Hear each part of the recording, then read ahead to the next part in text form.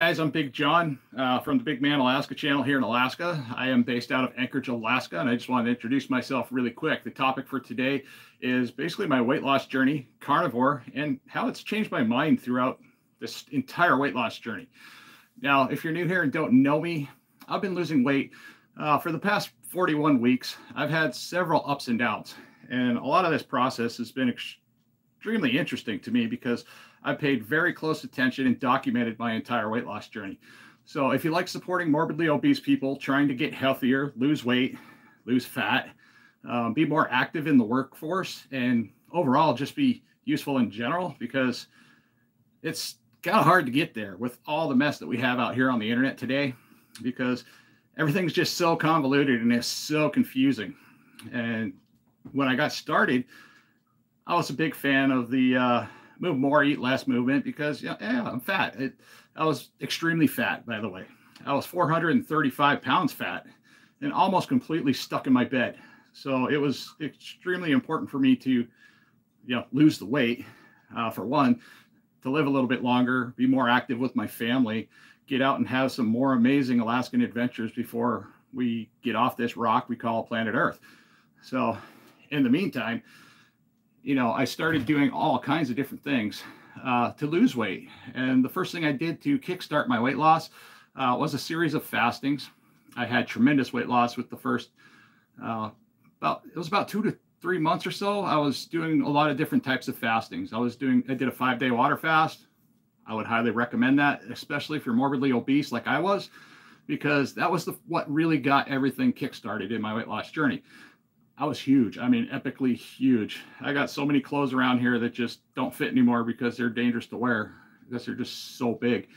Now, I'm still about 311 pounds as of today. So I've lost 2 pounds since last week. That's good news.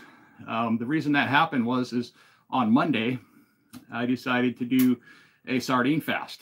Now, I heard a video of another lady provided out on the internet about sardines and how they gave her a whole bunch of energy. And how it was hard for her to go to sleep. I took that into consideration and I wanted to try that out for myself. So she basically took a couple cans of sardines and she put a little bit of mustard on top and she ate that. And then I tried going to bed. Now, when I was going to bed, my mind was racing. I was sleeping, but I was basically, reciting things I might want to say in video, and I was going over basic topics I might want to cover later on. But I was sleeping well. And then when I woke up, I found myself speaking out loud, similar to this. And I was like, wow, that's really powerful stuff there. So not only was I sleeping, my cognitive ability changed while I was asleep. That's pretty powerful stuff. Sardines are amazing. If you haven't tried them, give them a shot. Because if you just take sardines and eat sardines, that's kind of like taking a multivitamin. If you really dive deep into the benefits of sardines overall for either weight loss, kickstarting ketosis, super helpful tool. And it's something I've been using on and off in my weight loss tool bag. And I do have plenty of little tiny weight loss secrets that I've used. Now, I did a sardine fast a long time ago, and I did it for like five days. I planned on 5 days. I think I accomplished 4 days. It was extremely tough because that first sardine fast that I did was literally just sardines. It was, sardines in the morning and sardines for dinner when I got home out of work. So the calories were extremely low because I was only eating 1 can of sardines on either end of the clock, and then I was going to bed.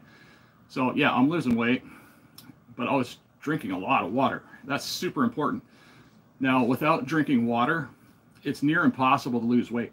So if you're drinking half of your body weight converted into ounces, so if you're 200 pounds, you just take half your body weight, which is 100 pounds, convert that into ounces, and that gives you exactly the amount of water you want to be taking in each day. This is stuff I'm learning as I go. I'm just speaking from experience and what I've been through.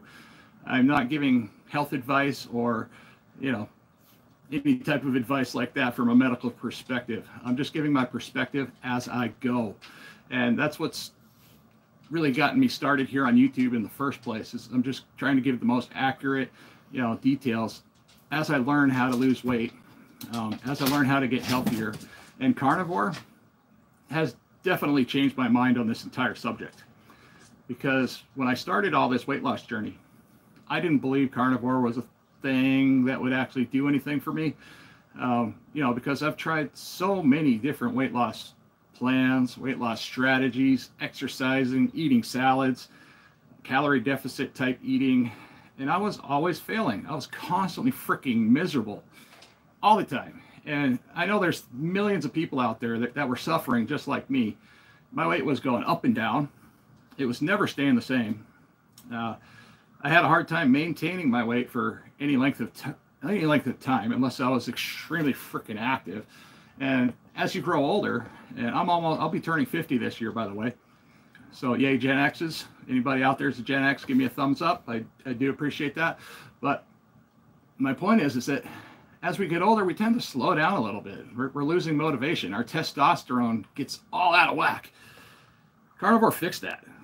Carnivore fixed the testosterone. And if you want a super helpful tip to try to figure out how to adjust your own testosterone, I did it with myself. Like I said, experience, not giving advice. I did it with an egg fast. Now, fixing my testosterone wasn't exactly high on my things to do because I was just trying to lose weight. I was just big, fat guy. I'm still a big guy. You can see that. I can get up and, I look a lot better, good than I did. I think I'm stepping on one of my cats down here. She's hanging out on the heater vent. But I feel absolutely freaking fabulous compared to 41 weeks ago. And this is week 41 of my weight loss journey. And I believe up to this point, I have lost 124 pounds in 41 weeks. And my point is, I don't care how depressed, sad, morbidly obese you are. Subscribe to the channel. Be part of this journey. Tell me what you're doing, what you're feeling, and stuff like that. Because emotions have a lot to do with how we eat. Emotions have a lot to do with how we don't want to listen to others as well. It took me a long time to sort through all the emotions, especially when I got started. Because I got started, I was sugar addicted. I was carb addicted. I didn't want to take advice from anybody else because, we don't like that. We think we know better than others. But when I backed up a little bit and I became humble about all this, I did a lot of praying to God. And that's something I do on a lot of occasions, especially when fasting. I find the power of prayer to be incredibly useful to get yourself through a fast. Now, a fast is not starving. It's only starving if you do it the wrong way. If your only goal is just not to eat, now that is starving. So you have to take in consideration your mindset as you go into a fast. You have to plan it. And when you start out a fast and you just start planning out your fast, I have a specific day I'm going to start my fast. Okay. And then I'm going to have a specific end day. This is the day that my fast is going to be done. Now, when I do the majority of my fasting that works for my weight loss, and this could possibly work for a lot of you if you try this, I work on a 5-day schedule. Okay. So I took my basic work schedule, which was Monday through Friday, and whatever your work schedule is, just try it this way. It might work for you. But I planned basically all of my weight loss, all of my eating strategies, and everything, especially when getting started. And getting started is one of the hardest parts. And I promote anybody, and I clap my hands for all of you that are willing to take this journey and try to have some better health this late in life, because a lot of us are 50, 60, 70 years old. I have a lot of followers, even some of them are in their 80s, and they're from all around the world. Guys, this stuff is huge. I never thought in a million years posting weight loss videos of what I was going through was going to reach me out to every corner of the globe on YouTube. Super powerful, super amazing tool that we have here. And now we have this vertical stream that actually puts me in the shorts feed, and it just rolls me down, and all of a sudden somebody randomly sees my video and might find me interesting, might not, because it's not a regular short video. But my point is to try to be educational, informational, and somewhat entertaining as I go. And yeah, I got a very complex, interesting kitchen, and this is where I live, guys. This is my home. I live a humble life here in Alaska. We live in a trailer home. It's nothing special. We bought this home throughout the pandemic, and we only paid like what, $18,000 cash for this home. It's a 1975 mobile home. We drive used cars. We're just real people. We're average people. And I'm an Alaskan truck driver. And what I do primarily in the wintertime is I haul snow. not necessarily for one person. I might be hauling snow for 2 to 3 different people in one day. So I just never know when my phone's going to ring. So it's really hard for me to get out here and get in front of everybody and talk about the benefits of, losing weight, how I'm losing weight, carnivore benefits, and, stuff I've done in the past that just didn't quite work well for me. And I do speak from experience. Like I said, I did go through a vegetarian, vegan type phase for about 7 months. I didn't like it. It lost me muscle mass. And just like when I started this weight loss journey, I was doing great. I was just dropping the pounds. I mean, the first fast that I ever did, I lost 30 freaking pounds. So 430 pounds down to 405 in 5 days. Whew. Now, 90% of that was water weight. Okay. I got that. Some of that was fat loss, but the majority of that was water weight. I had severe, horrible edema in my legs. It was so painful to get up and walk. I felt like I was walking on nails. And I know there's a lot of you out there that are experiencing the exact same thing I went through. And some of my jobs required me to stand for long periods of time. And I was a miserable cow when I got home. I mean, like, wow, horrible pain in the butt. I'd come home, I would sit down. The first thing I would want to do is take off my shoes and put on my slippers. I had to put on slippers because my feet hurt too much to walk on the hardwood floors. Now, taking a shower, being that morbidly obese, was dangerous. I almost died in the bathtub. That's scary. Okay. I mean, I was so morbidly obese that I took a bath while my family was away in Nome, Alaska, visiting relatives for a funeral. That was horrible enough. But I was here by myself, taking care of the animals, taking care of the pets while I was here alone. And I decided, wow, the house is empty. I can actually take a bath. And I'm a big guy. I have a very large bathtub, by the way.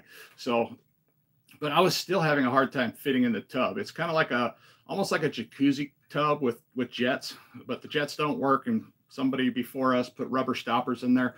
And it's just what came with the house. Like I said, it's a hodgepodge old trailer home.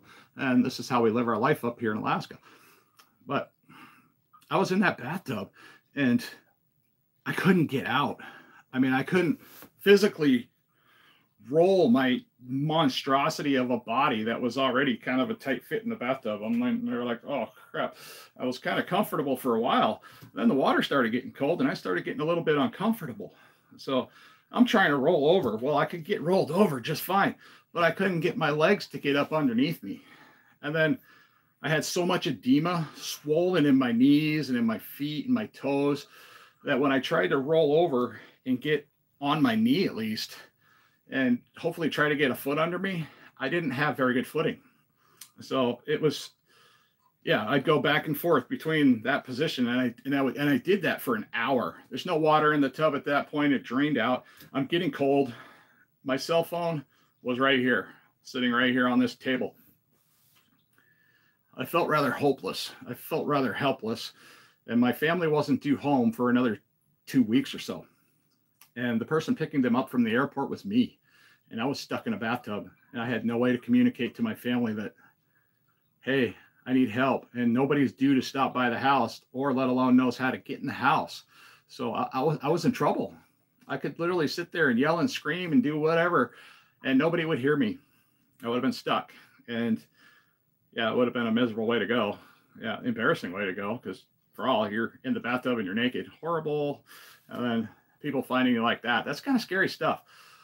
But being morbidly obese doesn't have to be the end of our lives, because I remember laying there in bed, when I was at my worst and I was severely depressed. I had a lot of anxiety. The pandemic screwed us up, screwed up a lot of us. A lot of you can relate to that. And we're still suffering from things that happened during the pandemic. And it's just kind of rolling over till today. But anyways, this was an amazing thing that happened to me is when I finally got out of that tub. And then I woke up and I realized, wow, what did I do? I need to change something, more importantly. Okay, let's try to figure this out. So I started doing a bunch of research, trying to figure out how can I lose weight? And I started thinking about a lot of the Hollywood actresses and stars, Hollywood people. Guess what? They're going up and down in weight all the time. It's like, well, how do they do that? And then I wanted to think about previous issues I had in my life, like with relationships, hurt feelings, family situations and stuff like that that drive us into depression, and we tend to eat more. So, and a lot of times we lost the weight, but we lost the weight in the most unhealthy way because we just simply stopped taking care of ourselves. We stopped eating. So I wanted to figure out, okay, what's the secret behind all this? So I started researching fasting, and I'm like, okay. So when I went through my divorce, I lost some crazy amount of weight when I went through my divorce. And anybody that's been through a divorce knows what I'm talking about. Any horrible breakup or anything like that, or family death, animal passing away. It's all horrible things. If one of my cats were to die today, yeah, I'd probably not want to eat for a couple of weeks, but that's not the healthiest way to lose weight. So I started looking into fasting principles. All right. Now, the fasting principles taught me a lot. I didn't know the first thing about ketosis. I heard about the keto diet, but when you're just force fed all these, random bits of information, keto this, keto that, vegan, vegetarian, carnivore, it doesn't mean anything to anybody unless it's broke down into details, unless it's a relatable topic and a relatable conversation and the person's willing. I was never willing to hear these conversations in the past, and I'm hoping to try to break down the barrier between, patient doctor kind of situations, and we can communicate better. Even as a whole, I learned about 65-70% of what I know and what I'm doing right now, like this week and through the last couple of months. I learned that from the community. That's you guys here. We talk back and forth all the time on our channel. I'm getting emails, I'm getting private messages, and a lot of these people sincerely need help. And there needs to be more of us out here that are more active on the platform, sharing what we do. I don't care if it's carnivore. I don't care if it's vegan. I just want more people getting healthy.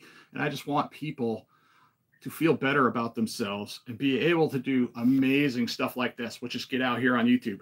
Hello, I'm right here. And when I started all this, I was embarrassed to get on camera. Yeah, I was 400 pounds plus 400 pounds. And I was doing shopping videos. Okay. I was doing shopping videos of Alaskan shopping, Walmart prices. We were talking about shortages, inflation, and stuff like that. So how does that all wrap into this? Well, I had to stop doing my shopping videos because my weight was getting so out of control. It was horrible. I can barely move. It hurt to sit here in this chair. It hurt to sit on the couch. I almost never sat on my couch because it hurt too much. I had too much of a belly going on here. It was not comfortable. So when I would sit down, my stomach would actually start suffocating me on the couch. And that's why I never sit in there. I mean, I have, since I lost about 100 pounds, and it's been nice because I can actually move around. And today when we have dinner time, this is usually my chair. This is kind of, how fathers have their throne in the house. My wife was sitting here. I didn't want to disturb my wife. So I went over there, she's eating burgers. And I'm eating a soup that she made. She made a wonderful chicken soup a few days ago, and it was probably one of the best soups she's ever created. It was like a chicken soup. Now, it did have some vegetables and some sprouts and stuff like that, but it was primarily chicken and homemade chicken broth. It was amazing, absolutely amazing soup. And it seemed to work well with everything I got going on, carnivore-wise, trying to stick to my 90-10 eating principles. That's 90% meats and fats and 10%. I just love my life. Now that 10%, I try to keep it as keto friendly as possible. Once in a while, I will go slightly off the rails, but I keep in mind what my end goal is for the week. Okay. Am I worried about losing a lot of pounds this week? Am I worried about losing any pounds this week? Because some weeks I'm just doing it for maintenance. Now, my ups and downs throughout this weight loss journey have been pretty simply explained, not just through me, but also through the viewers that follow me. Is, if I had a Mayday moment, I would make a video. And it's typically a weekend video. I would film it on Saturday, and I would hope to have it posted before Monday morning. But I have a lot of weekend viewers. So if you're a weekend viewer, you might be a perfect fit for this channel. But as my work schedule gets busier, I'm going to have to start doing more live streams to get my information out as quickly as possible, and also help, stay in touch with my community. And these people, they really care. They care about me. They care about the other people in the comment threads. They talk back and forth. So if that sounds like something you're interested in, you're more than welcome to join this community. Now, like I said, carnivore was just a name when I got started. And before carnivore came keto. Now, I was joining a lot of keto communities and I was finding similar aspects to that, but keto can become incredibly complicated and confusing. Now, the hardest part I had with keto was everything you find in the store that you see a label on, don't believe the label. Turn that thing around, read the ingredients, and this goes for anything you buy, even bacon. If there's more ingredients that you can't pronounce and you have to Google search what the ingredient is, just stay away from it and don't believe that natural flavors are actually what you think they are, because you hear natural flavors on something like bacon. Well, you think it's just natural pork flavor or bacon flavor. Well, it could be anything. That flavor could be, it could be, that's a natural flavor. All right, stay away from stuff that says natural flavor, okay? Because you don't know exactly what it is. Now, if these companies were transparent and actually told us what the natural flavor was, we could totally make a better decision at that point. So right now, my best advice when seeing stuff like natural flavors is just to stay away from it. And anything that says cellulose. Now, cellulose is plant fiber. It could be sawdust.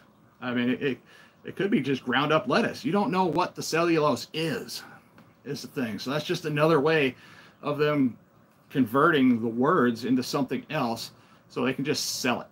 And they just give it in general term instead of being transparent and telling us the truth. It's up to us to do the best we can for ourselves. And before I started losing weight, I was with every single one of you guys. I totally ignored the ingredients on the back of 90% of the packages. I was drinking stuff with high fructose corn syrup.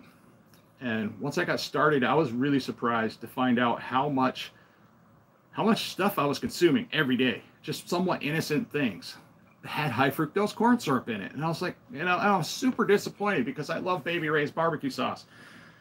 I mean, probably because it had high fructose corn syrup in it, because it's highly addicting. And it has that little tang that kind of hits you right here in the back of the jaw. And it's just, ooh, it tastes great. And then it has amazing spices and stuff. But the high fructose corn syrup is what's in there that gets us hooked. And we need to try to avoid those things, in my opinion, because, yeah, a little bit goes a long way when it comes to high fructose corn syrup. And where does that stuff go? Just like a lot of these, medications we were taking. And a lot of us, throughout weight loss and trying to figure all this out, we've come off of a lot of our medications that we were prescribed. Now, I am a CPAP user as well, and this all ties into my weight loss. This all ties in with my carnivore experience. This all ties in my weight loss journey. But yeah, I had to become a CPAP user because I was so morbidly obese. I had this big, huge, giant thing down here below the bottom of my chin. So when I was sleeping, it would cut me off. I can sleep now without my CPAP, but I still use it almost like a security blanket, because after you use the CPAP for so long and you've been through horrible sleep apnea, I'm talking like AHIs of 96 or upwards. Some people have been up in the hundreds, and that AHI number, that 96, that's the number of times you stop breathing. I mean, I was suffocating to death because of my morbidly obese behaviors, the stuff I was eating. I was also addicted to several different types of foods. I was addicted to pizza, my number one addiction food. So maybe 2 to 3 times a week, we would order pizza. Sometimes we'd even have leftover pizza sitting here on the counter when we ordered more pizza. And I wouldn't just eat 2 slices like a normal person, or 1 slice. I would eat just about an entire pizza. So we'd order 2 to 3 pizzas. And I'd have 2 slices of this pizza, and I'd have 2 slices of that pizza, and 2 slices of this pizza. And then when I was done eating those, I might go back for another slice of pizza. I was in trouble, guys. Yeah, I was in big trouble. And wow, little guys here, come. You can show yourself off. Let's see if I can get you in frame. All right, here's my little buddy. I call this cat Dusty. This cat has many names. This is a cat that came in. I was literally laying in bed taking a nap in between my work shift, and my wife and kids came home, and she showed up with this as a kitten. And I'm sitting there with my CPAP mask on, and I'm like, what is that? And my problem with cats is I have a really weird bond with animals like this, is that they tend to print on me. So they like, it's like when an animal just makes you their human. Dogs do this, cats do this, horses do this, cows, sheep, goats. Yeah, they all do it. You know, when they find they're human, they just imprint on that person and that cat. You know, this has been the most fair cat we have in the house. That cat is printed on, you know, most everyone here and shows us a whole lot of love. And it's been an amazing addition to the family. Now I have two other cats, Gray Bear and Molly. They tend to show up in my videos, and I let them do whatever they want when I'm creating a video. And I just try to maybe add in some sound animations for, you know, when the cats jump up on the counter or just come flying through here and just wreck everything I'm trying to do. Now again, Carnivore has helped me with all of this, being able to talk. I couldn't talk a complete sentence. I couldn't sit here and have this conversation before Carnivore. Now granted, I could have gained these cognitive abilities, maybe doing it other ways, but so far Carnivore has been the easiest way for me to either maintain my weight loss, sometimes lose weight, because Carnivore is not a weight loss strategy. You have to do Carnivore very specifically, and I'm working on that to lose weight. And so a lot of people also don't recommend fasting while on Carnivore, and they do, you know, actually eat more meats and fats and they lose weight. Everybody is a little bit different, so you might not fit that category. Some people do better and lose more weight by eating more meats and fats. And then, like for me, for instance, if I just eat more meats and fats, my weight just, it maintains beautifully. I'm losing inches. My head has gotten smaller. I've had to change my CPAP mask within the last 2 weeks because my face has shrunk so much here on the front. It's just amazing how fast everything starts to change. Now with Carnivore, the first thing I noticed was inches. I was losing inches. Sometimes that scale, that evil, vindictive scale, try not to get stuck weighing yourself too often, because that scale will ruin your progress. And it's all up here. It's all in your head. And I was struggling from that too. And thanks to the viewers that follow me, they all talked about, hey man, don't focus on the scale so much. Stop beating yourself up. You're too hard on yourself. That's part of the process. That's part of the process of learning. That's part of the process of this community. Everybody is so loving in the Carnivore community.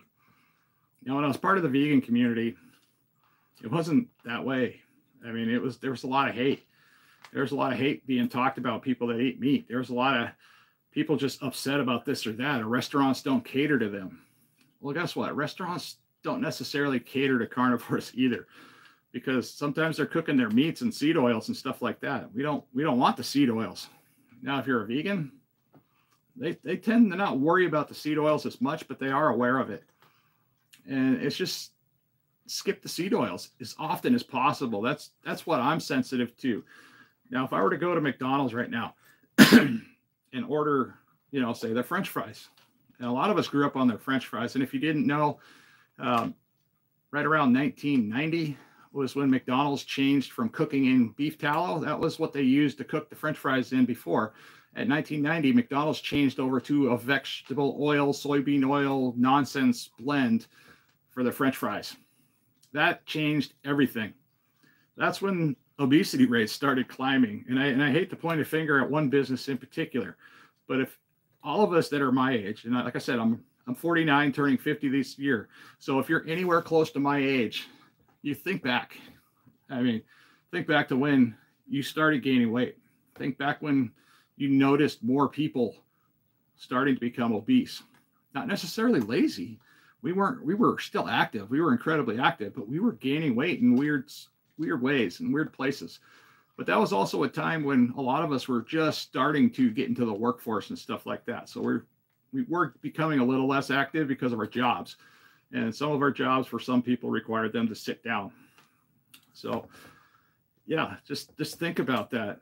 The history of how this entire country has become morbidly obese. We're setting our children up for diabetes right out the gate when we start with breakfast almost every day. We're feeding them sugary cereals. We're feeding them nonsense throughout the day. We're buying them snacks that just have too much stuff in it. And that's all it is. It's too much stuff. I mean, I was explaining to my son before he walked out the door. He works at McDonald's. And I was like, you know, the bun in a McDonald's burger, it's not just a bun. It's just a compound bunch of junk thrown into bread, which should be somewhat innocent. I mean, yeah, carbs turn to sugar, whatever. We're not here to debate that. But my point is like the bun alone, the McDonald's buns and a lot of buns for the other, fast food places, they're just full of ingredients. They're full of so many ingredients. You wouldn't even want to waste the time, of listening to me sit here and explain exactly what everything is, what it might potentially do, and try to figure out the ratios of what does what. It's mind-boggling what stuff does when you start diving into your own health and your own nutrition. So yeah, definitely pay attention to ingredients, pay attention to labels. I don't care what you're buying. Something as innocent as ketchup has high fructose corn syrup in it. I mean, some of these ketchups have metals, heavy metals in there, aluminum, copper, just random stuff that doesn't really necessarily go in there. And the high fructose corn syrup, yeah, man, when I see somebody that puts high fructose corn syrup in there as an ingredient, they're just cutting corners. They're taking advantage of you. They're taking advantage of me. And they've been doing it for the last 20, 30 years. And we fell for it. We just bought the products because we thought they tasted great. Whatever. It's just, but okay. Back to carnivore changing my mind. That is the whole topic of today's video. When I started all of this, I did not believe in carnivore. Like I said, it was just a label. It was a label, no different than keto, ketovore, anything else that we were trying to do, paleo. It was just a label. It didn't mean a whole lot to me. It didn't make a whole lot of sense. And yeah, say hi. Look, everybody likes you. They like the fluffy kitties. So, all right. Anyways, thumbs up for the kitty if you could, please. I appreciate that before you buzz out of here, because this might go a little bit long. But yeah, I did not believe in carnivore whatsoever. I tried carnivore many years ago. I didn't have enough education around it. So even if you're getting into keto, you're getting into fasting, you're getting into carnivore or potentially vegan. And I wouldn't recommend that, because when I did vegan, I was losing muscle mass. And the whole point of me doing carnivore is to not lose muscle mass, but still be able to fast, still be in a calorie deficit, because I don't do a lot of exercise, guys. I have lost all of this weight up until this point. 41 weeks ago, I've lost 124 pounds with little to no exercise as a truck driver. I drive trucks for a living. This is what I do. I'm not an athlete. I'm not jumping up and down. I'm not running around. I'm not hiking, the backwoods of Alaska. I'm a humble, simple Alaskan that makes money driving a truck for a living. This is pretty important stuff to note here, because I promote good health. Exercising does help. Now, another thing carnivore did that helped me was throughout the process, I've been, doing 90% meats and fats. And I did that for, a month or two, and without any exercise. I started implementing exercises in there. I immediately started gaining muscle mass. My weight was actually going up because I learned something new. And you learn something new every day if you're part of this community. It's hard to learn if you're not a part of something, or active with your doctors, nutritionists, and stuff like that. And a lot of the nutritionists, I feel sorry for them, because they've been given a lot of false information over the years. But they're all good people. They're all out there to help people, and hopefully that's what they're doing. I pray for them, and I pray for the doctors out there that might have been led wrong, because we're finding out throughout this whole journey with the carnivore community that a lot of the stuff we've been taught over the years isn't exactly correct. Some of it is. Now, cholesterol and LDL, I had my blood work done. I went over it well. I talked about it here with the community. We wanted to talk about my blood work. The majority of people looked at my blood work, and these aren't stupid people in this community. Some of them are doctors. Some of them are very, very experienced doctors working with people that do this type of stuff, this type of eating. And, even some of the doctors that didn't necessarily condone what I'm doing here looked at it and said, all in all, your LDLs and your cholesterol looks pretty darn good, man. Just keep doing what you're doing. You're doing great. But now the first time, and I did implement some exercising, I lifted some weights. I wound up gaining some actual body mass. So my scale numbers went up. Again, up here, it throws the mind off. When you start seeing those scale numbers go up from that. And I learned that through the viewers, I learned that our muscles release cortisol that stalls our weight loss. Another thing that stalls weight loss is dairy, cheese, for instance. So I cut down on the cheese a lot this week. Now, cutting down on the cheese makes me a little unhappy. Now, literally, I cut my cheese intake in half. If it want to be completely transparent about everything I'm doing here. So if anybody's trying to recreate any part of my weight loss journey, I have to be very specific. I cut my cheese intake literally in half. So instead of putting full slices of cheese on my burgers, I just, I was doing like 4 full slices, and I would eat 4, patties with cheese on top pretty much every day is what I do. I like ground beef as, one of my solutions for my carnivore eating. Lately this week, my wife has bought some random steaks. She also bought some pork, different pork. We eat pork ribs as well. I have eaten multiple pounds of bacon since this all started.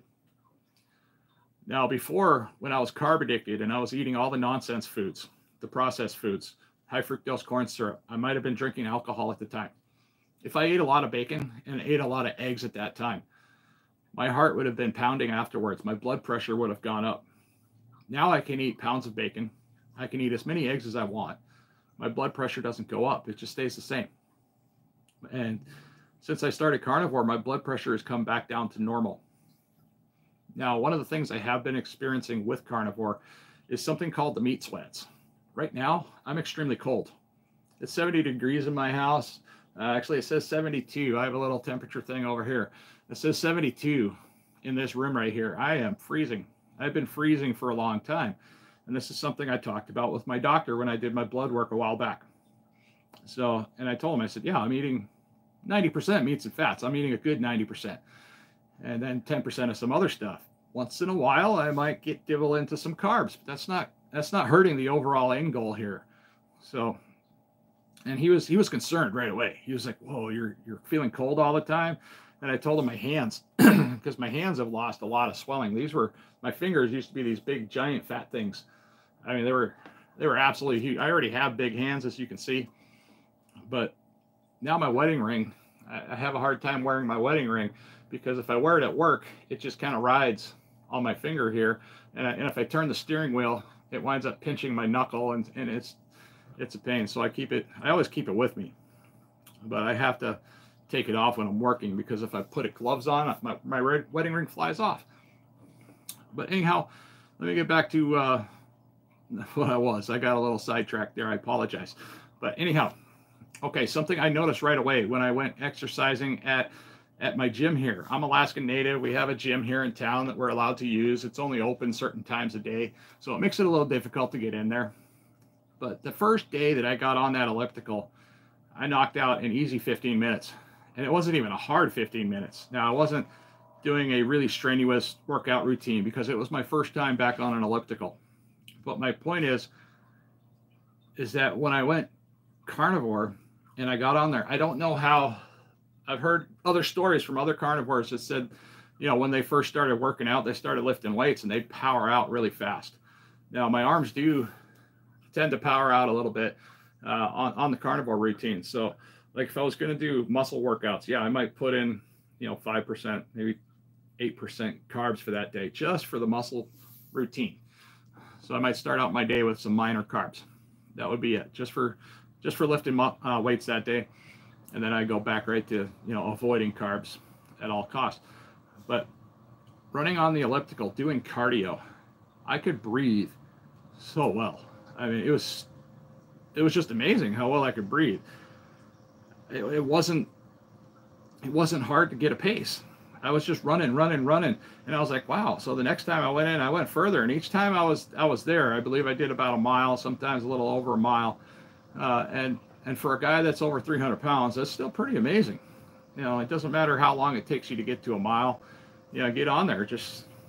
And that's the nice thing about ellipticals, is they're low impact. They're not destroying my feet, my knees, my hips. I'm able to move my entire body, so it's giving you a pretty good aerobic workout at the same time. Highly recommend, low impact, especially if you're morbidly obese. Now, here's a message I have to anybody out there that's suffering from obesity. Now, I'm talking about extreme obesity. 300 pounds, I can work pretty well at 300 pounds, and I've done it for so many years. I'd like to be down under 300 pounds, and my goal weight is 235. But if you're morbidly obese and you're up in the 400, and I know some people that were struggling, they're fighting their way back down from 700 pounds. And man, I pray for you guys. I love you guys because you're doing it. You're doing it here. You're part of our community. And if you want to know more about them, please join our community because they pop in and out of my feeds once in a while. Not necessarily up here on screen, but they're in the comment sections. You know, people like Bill Knott, Todd at Carnivore Cure. There's Lindy. I don't know all the channel names off the top of my head, but there's also Michael. They do live streams and stuff like that. That's a great way to get involved. And if I have a question, and I have a lot of questions because my name isn't Big John Know-It-All. I don't know everything. I go to them because they're doing it. They were in a worse situation than me. And yeah, it's a helpful tool. So when they're doing a live stream, and live streams are an amazing thing. I apologize to everybody that's in here watching me right now at this time because I don't have time to really focus on the comments right now. I'll get into the comments and start looking through to see who's in here and stuff like that. And I appreciate every single one of you for watching. But my point is to discuss this community. You know, the carnivore community has been the most loving community I have ever been in my entire life, especially when it comes to weight loss, because they're not a bunch of people telling you, you have to do this to do this. You know, to have specific things happen. You have to do this, you have to do that. No, they come at you from a different angle. They come at you from a relatable perspective. And we're like, you know, hey, you know, try this, see if this works for you. Because other people, trainers, coaches, they don't come at you that way. And that's part of our disconnect when trying to get somebody who's fighting obesity in the first place. They're fighting themselves. They're fighting depression. They're fighting their own anxiety. They're their own worst enemy. Because that was me. I was my own worst enemy when trying to lose weight. And I was fighting myself. I was fighting my family members, everything around me. I was arguing with employers. It was horrible. It was not fun. And at some point, you know, I was just that guy. I was like the Debbie Downer in the room. And we don't really need to be the Debbie Downer. I am Captain Obvious. If I see a problem, I point it out. People don't like that. But, you know, I try to not beat around the bush and tell people the truth. Like, hey, you know, you want to lose weight, you got to get fed up. And that's about the only gotta right there. You got to get fed up. You got to get tired. You got to look at yourself in the mirror and say, do I want to look like this tomorrow? Do I want to get fatter tomorrow? Because if I keep doing what I'm doing, I'm going to get fatter. I'm going to wind up completely immobile. And I'm going to wind up passing away in my own bed. And that's where I was. That's where I felt like I was. I felt like I was going to be stuck there. And I was considering building a handicap ramp outside my house. That's how down in the dumps I was. But since I joined the carnivore community, I found everybody in the community to be helpful. I mean, all these channels that I've been following and talking to, they all respond to me. And that's all part of learning. If I have a question and I ask somebody, now granted, some of these channels are extremely huge. They have, you know, 30, 40,000 followers. So I felt pretty good to get a response from anybody out of those channels. Now, even some of these doctors like Dr. Berg and Dr. Sean Baker, they've responded to me too from time to time. And they've given me some amazing advice. It might not be them personally. It could be somebody that's helping them out with their comment section and just relaying the message. I try to keep it real. I try to understand, you know, because I know, you know, when things happen here at YouTube, it gets busy. People just think we upload videos and that's it, and then we're done for the week. No, we're planning out our next video. We're taking notes of what we're doing throughout the week, and we're coming up with ideas. And I appreciate all the hearts from whoever's hitting the heart bell. If you could just, you know, like the video. I see 16 likes up there. 81 people are in the stream right now. I just want to wave hi. I'm Big John from Alaska, and if you're new here, I was morbidly obese, 435 pounds. As of this week, it's been 41 weeks of my weight loss journey. I've lost approximately 124 pounds. When I started this weight loss journey, I could not talk to you like this. I could not communicate like this because my head was so swollen. I was so opinionated. I had no idea that I could get out here and do a live stream ever. I was scared to death to ever do a live stream in my entire life because I couldn't hold a complete sentence. You know, I'd talk like something like, and then give you a couple more syllables and nothing would make sense. It wouldn't make sense. It would make sense to me in my head, But when you listen to me, you know, outside, like you're sitting across the room, you wouldn't be able to understand a word that I'm saying. And you'd be like, oh, okay, I think I left this conversation more confused than anything at all. And this is my support kitty. So I'm seeing all these hearts in here, so I'm getting nervous. I'm not sure if that's sincere people that actually care or somebody just loves hitting the heart bell, because this is a live stream that pops up on a shorts feed. If you didn't know, I'm going to be doing more of these, and I do actually enjoy doing these. These aren't bad. I got a decent setup here, so I'm not too overly overwhelmed.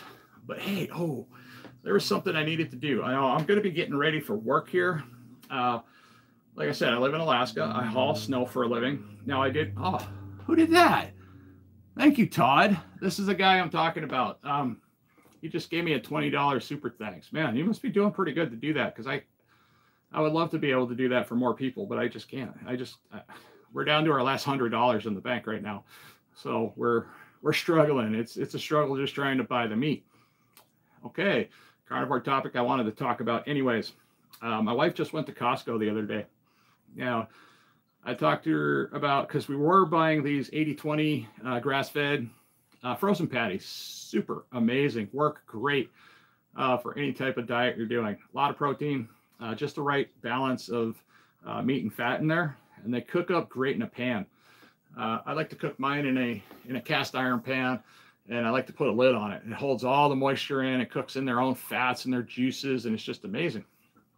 Those are about $25 for 15 patties.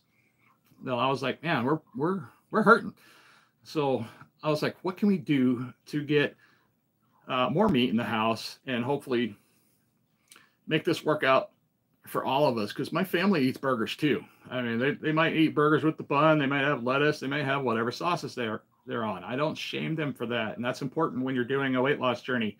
It's just because you're doing something, it's okay to educate.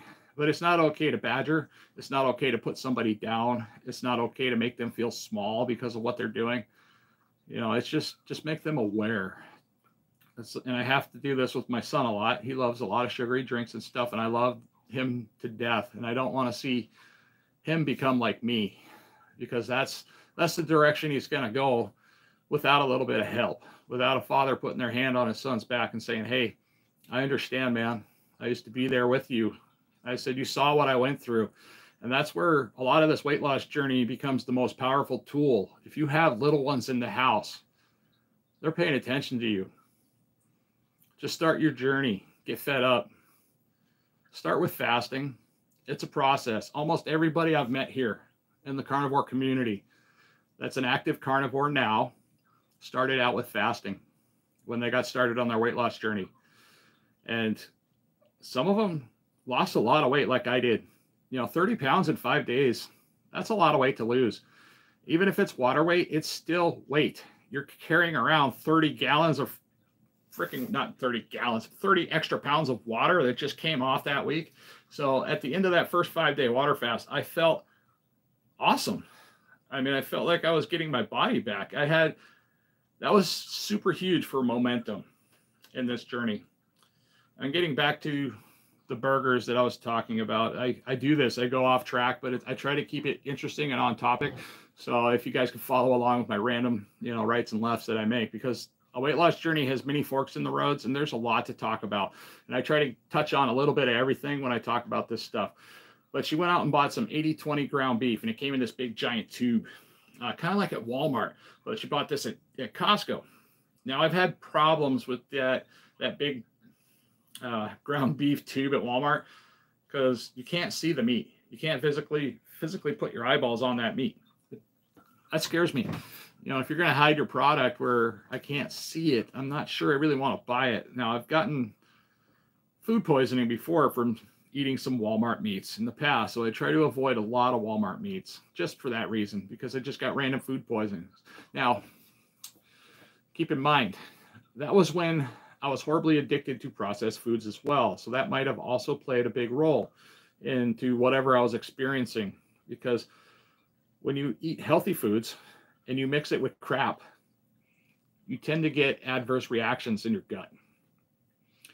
But yeah, she bought that big tube of 80/20 beef. Let's see, I broke it down into patties. and I put them in Ziploc bags. Might not have been the best idea because they're gaining frost pretty fast, but it's okay.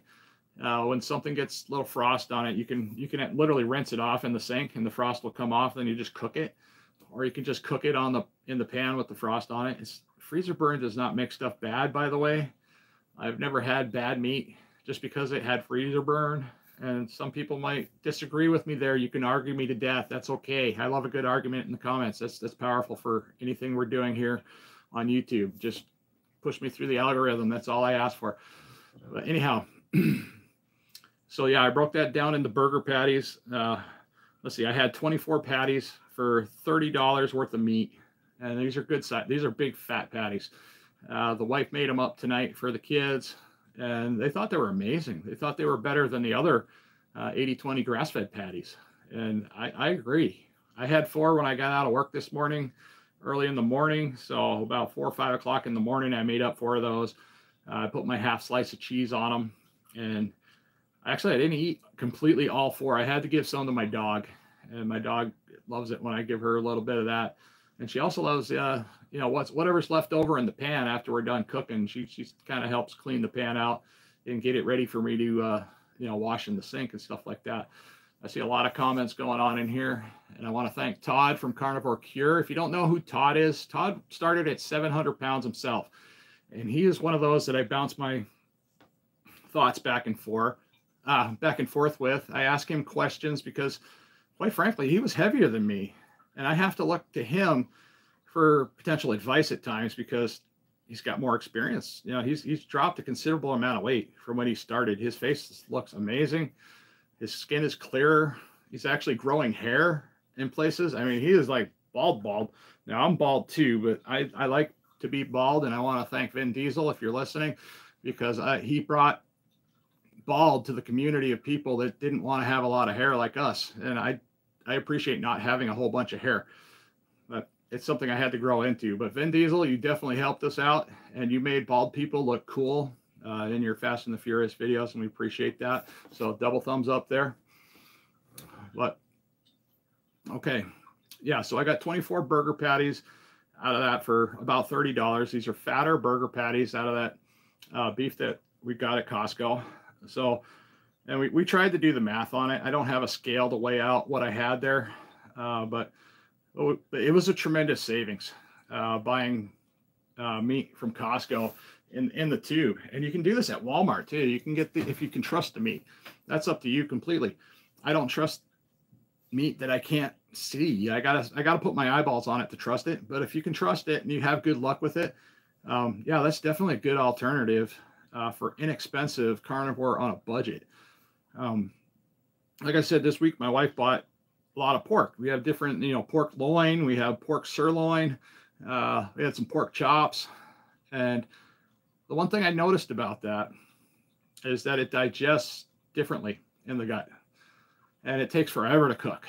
If you know what I'm talking about, because it's just like cooking a, bear meat.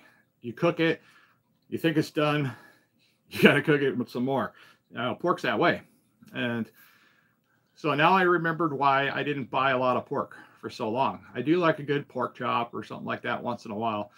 But at the thinner slice, the thinner cuts you get, it's pretty good. But some of these pork loins, they were about that thick. They're almost 1.5 inches thick. So yeah, I was cooking them, and then I flipped them over and just cooking them again. And I didn't think they could sear anymore without burning, but yeah, they cooked forever. And then I cut into one, and I'm like, oh, it's not done yet. And I have to have mine cooked through. Now, I know some people have a little pink in the middle of their pork loins, but I couldn't do that. Excuse me. I've been talking a while.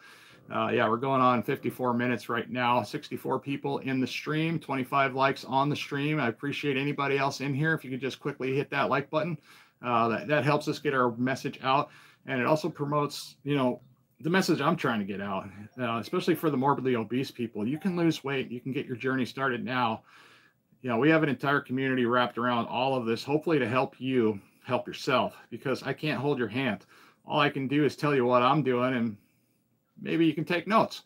Maybe you can try some of the stuff I'm doing. You can try some of the stuff, Todd's doing, or Lindy's doing, or, Michael's doing on that channel. But there's a lot of us out here. We're doing this right now. and we're becoming way more active in the community of health and nutrition and weight loss. I was once downed before from a viewer that said, "You're a fat guy giving health advice." And this was a while ago. This was early on in my weight loss journey. At that time, I believe I was about 389 pounds. And I was talking about the safest way to do a water fast. And that was, vitamins, electrolytes, got to have your nutrients and a lot of water, and the specifics of how much water you need to do a water fast to get your weight loss to work. Because you're losing water weight and it's an oxymoron. So you need to drink more water to get rid of the water. It's so weird. I don't know why it works that way, but it gets your kidneys and everything else working. And because a lot of things are shutting down in our body when we become morbidly obese, or if we have severe sleep apnea, your organs are shutting down. Don't take sleep apnea as a joke. If you have severe AHIs, take care of your sleep apnea. Use your CPAP religiously, because you are literally shutting down your entire body every time you have an apnea.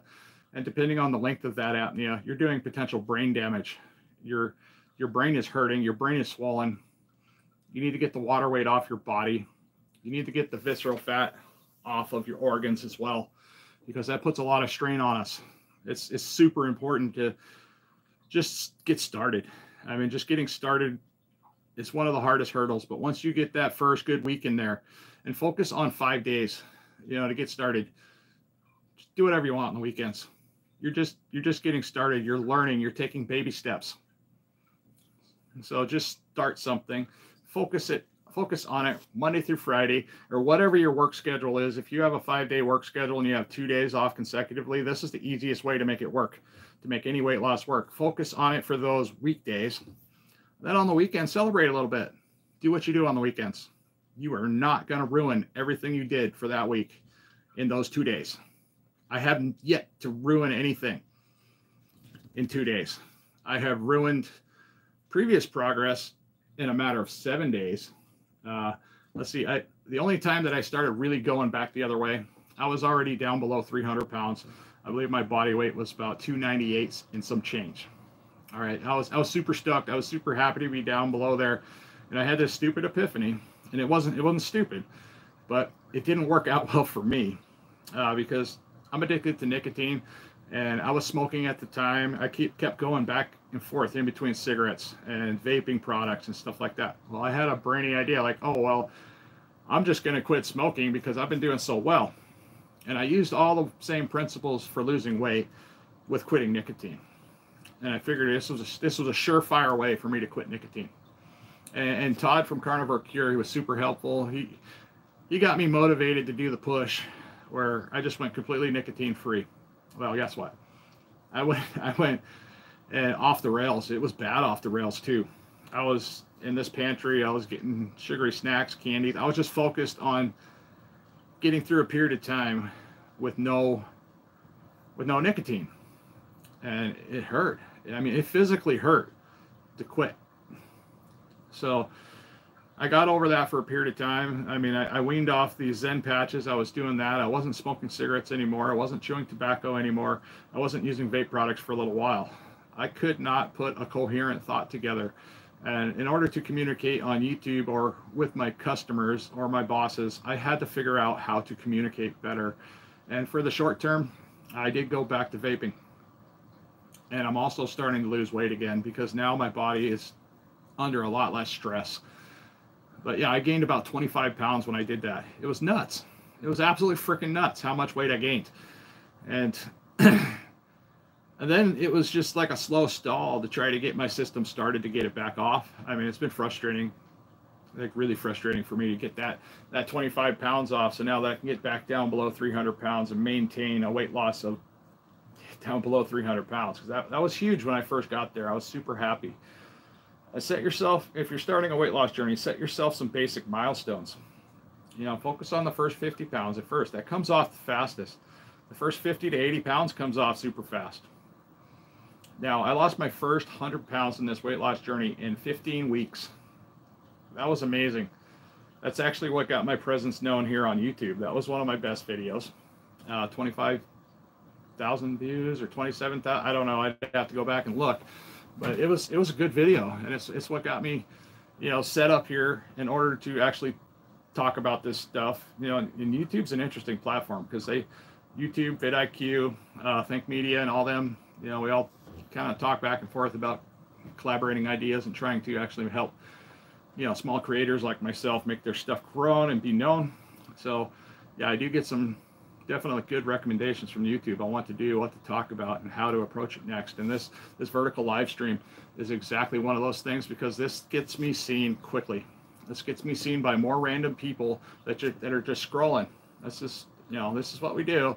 I do it too, man. I get stuck in the shorts feeds and I'm just screaming through them. And here lately, I've been looking for more of these vertical live streams here, just so I can check them out, because I want to see what people are doing. I want to see how they're using this, because this is just a easier way for me to do a live stream than just sitting at my computer, because you're totally mobile. You can come with me. You know, we can go places. You know, we can see things. Now, okay, I'm gonna go show you what I got here. You know, this is what I did with the meat that we got. And it might not be the best way to package it, is I packaged them just like this in a Ziploc bag. And these are gonna go quick. They're gonna go extremely fast. Because I eat a lot of burgers. That's one of my main foods on the carnivore diet. Now, I'm also gonna show you this. This is that's a dirty skillet. I need to get back to the dog. But this is a really hard top here. And that works similar to a Dutch oven. I love this non-stick ceramic coating. I'm gonna have to buy another one because I've pretty much wrecked this pan altogether. But something I did need to do, and I might as well explain the process of what I'm doing here, is I need to get my stuff ready for work today. So we're gonna get my electrolyte drink mixed. Now I start off with real lemon juice in a water bottle. And this is something that I pack to work with me every single day. I don't know if I can get you guys set up here in a decent way. All right, your water bottle. So we're gonna show you exactly what I do. I'm gonna start off with the real lemon juice. Now this does have some sediment at the bottom. And you don't need to make electrolytes like this. Literally all you need to make electrolytes is some of this here. Any good, healthy salt. So I got Himalayan pink salt as well. I use that from time to time. Now, make sure you're getting your Himalayan pink salt from a place like India. I think this one's from India, somewhere in the Middle East. Actually, no, this one says Canada. But you want a good, healthy Himalayan pink salt to avoid heavy metals and stuff like that. So yeah, this is literally what I do. I just give this a couple little squirts. That's all I'm going to use for my lemon juice. Now, there's other brands of apple cider vinegar you might prefer. Dr. Berg has one that he recommends. He doesn't believe that this one is the best, but he also doesn't believe that this brand here is the worst. This is just what I use because it's affordable in my area. I can buy it by bulk, and I just refill this bottle. But I have been using apple cider vinegar since well before I started losing weight. I first started using apple cider vinegar for kidney stones, and it worked amazing. So if you got kidney stones, you might want to look into the benefits of apple cider vinegar. And if you don't know about the benefits of apple cider vinegar, I would ask you to research this yourself. Just type in the benefits of apple cider vinegar into any search engine and just read. Just read, learn something new. And that's what 90% of this is all about. So a splash of that, then I'll take my real salt, give it a couple shakes of that. That's what creates the electrolytes. And then I use a product here. This is called No Salt. Now this stuff is potassium. This is how I get my potassium in my carnivore diet. Because a lot of times carnivores are a little bit deficient, but I find it much easier to do the carnivore diet over a vegan type diet because B12 is something that's required when you're doing a vegan type diet. You're doing a vegetable only diet, you become B12 deficient.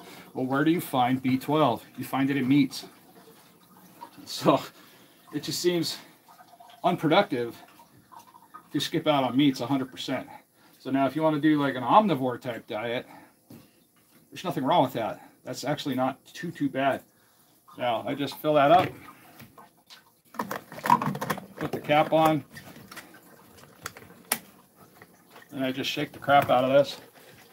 That's my electrolytes for the day, guys. That's super simple. And I drink this. I drink this bottle first. Now I carry 3 water bottles about this size. I got too many lights going on in here.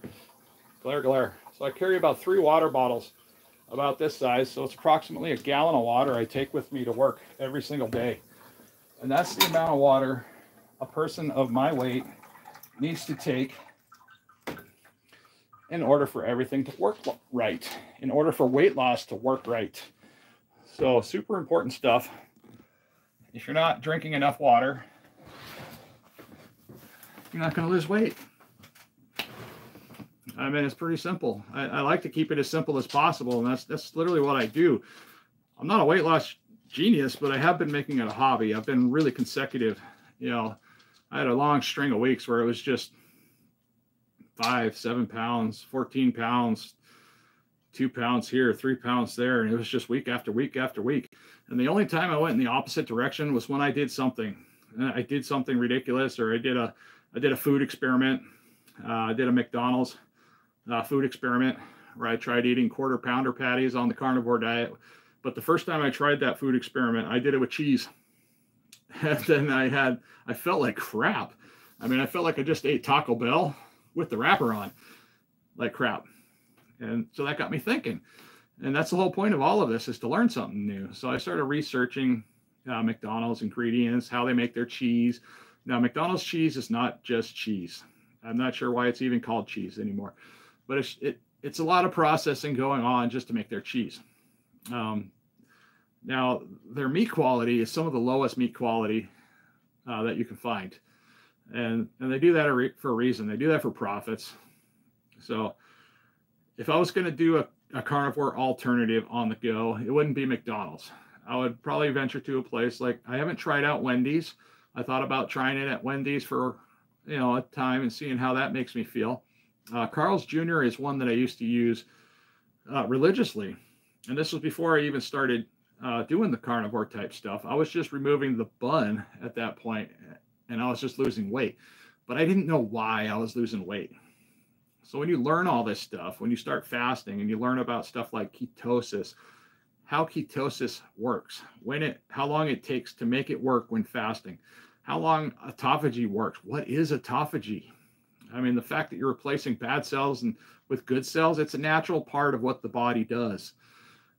Carnivore helps get us into a state where we can potentially be in perpetual ketosis, where it just keeps going and keeps going and keeps going. And we can also do the same with autophagy. And in an autophagy type diet is something that people do when they get diagnosed with stuff like cancer. That's like one of the first things your doctor should be prescribing you to do, over medication, over radiation, over poison pills, radiation poison pills that target your cancer. The first thing your doctor should be telling you, do a ketogenic type diet. Stop feeding cancer sugar. Because I've met cancer patients that don't even know this. They don't know that what they're doing to themselves after they've been diagnosed with cancer is what's feeding the cancer. Cancer lives off of 3 things specifically. One of those things is sugar, high fructose corn syrup, natural sugars, sweeteners. Carbs can turn into sugars. You're just feeding it what it wants. I mean, and it runs like a locomotive off of sugar. Another thing cancer loves is lack of oxygen. You lower the oxygen level in the patient, the cancer thrives. It loves it. Stress. Just hearing that you have cancer, what does that do? That stresses you out. And it's hard to not be stressed out when somebody says you have a tumor, you have cancer. I'm sorry, guys, it's scary. I know it's scary stuff. And if you have cancer or have experienced it or have recovered from cancer, I mean, well, I don't know that battle. I know obesity. I pray that I don't get cancer. I pray that nobody in my household gets it. But at least I'm learning some stuff that if that should happen, I can hopefully help them. And that's all we're here on this planet for.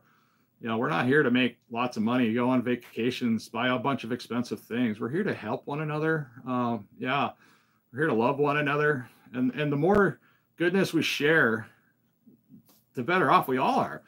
I mean, it's way more fun being involved in a community that actually cares about one another than being involved in a community that's constantly fighting. Politicians, I don't know how they do that, because it's just back and forth. That's a lot of stuff for me. But, oh, we're our hour and 10 minutes. We got 77 people in the stream. Yeah, if you could just hit that like button. And if you're interested more about my weight loss journey or losing weight, please subscribe to the channel. I could always use more people to talk to. I do appreciate everybody that comments in the threads, because I like reading them all. I've had some incredibly busy weeks where that was literally all I could do. I couldn't even make a video because I was responding to comments throughout that entire week. And I give a personal response to everybody that talks to me. What's going on here in the live stream, this isn't something I'm going to be able to get back to everybody on. I will spend some time now probably going through here, waving to people and saying hi. And I thank everybody that's been jumping on in here. But yeah, we're probably going to get a weird camera angle, but that's okay. We're going to take a look, because I have to touch the phone and see what's going on. Carnivore Stork, I appreciate you coming in. I recognize, like I said, a lot of these people that are in the comment section, these are people I know, and people that are commenting, and there's a lot of comments here to go through. I see, holy cow, you guys have been busy, and I appreciate that. I hope everybody is behaving in here. Yep, I see Todd from Carnivore Cure. Let's see, I'm going all the way back up. Good evening, Don Schrogner. Carnivore Stork, I recognize you. I want to say a big hi to you, and thanks for coming. Sunshine, Alaska. That person is here in Alaska. I have talked with them before. I can't remember if they're in Kodiak or down in Homer, or they're somewhere down south, I believe. Okay. Let's see. Wow, nice work. I'm subscribing now. Thank you, Nikki. I do appreciate the extra subscriptions to the channel. It does help us grow. We're just trying to create the most positive type of environment for people to discuss whatever they're doing.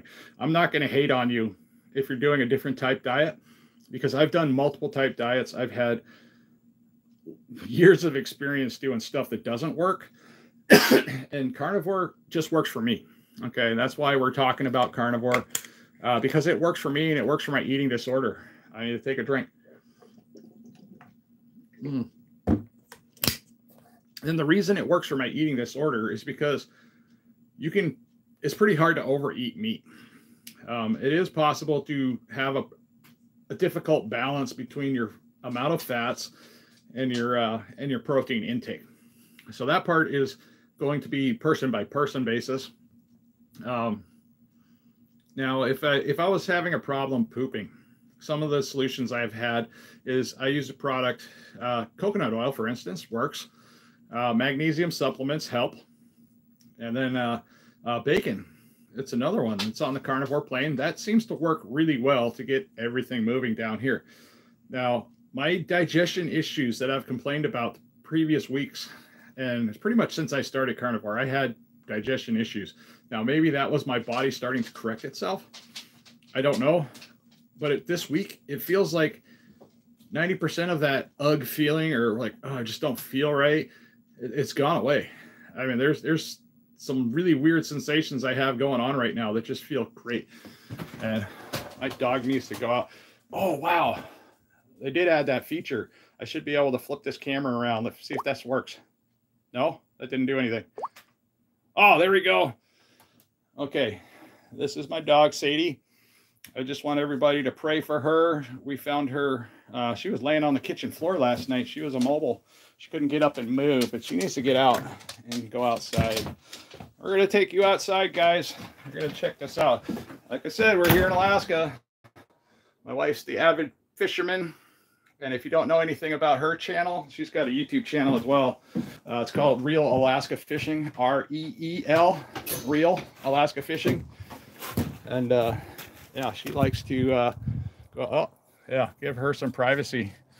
But yeah, we got a little bit of extra snow right after I got back from work. And there's my iconic old looking shed.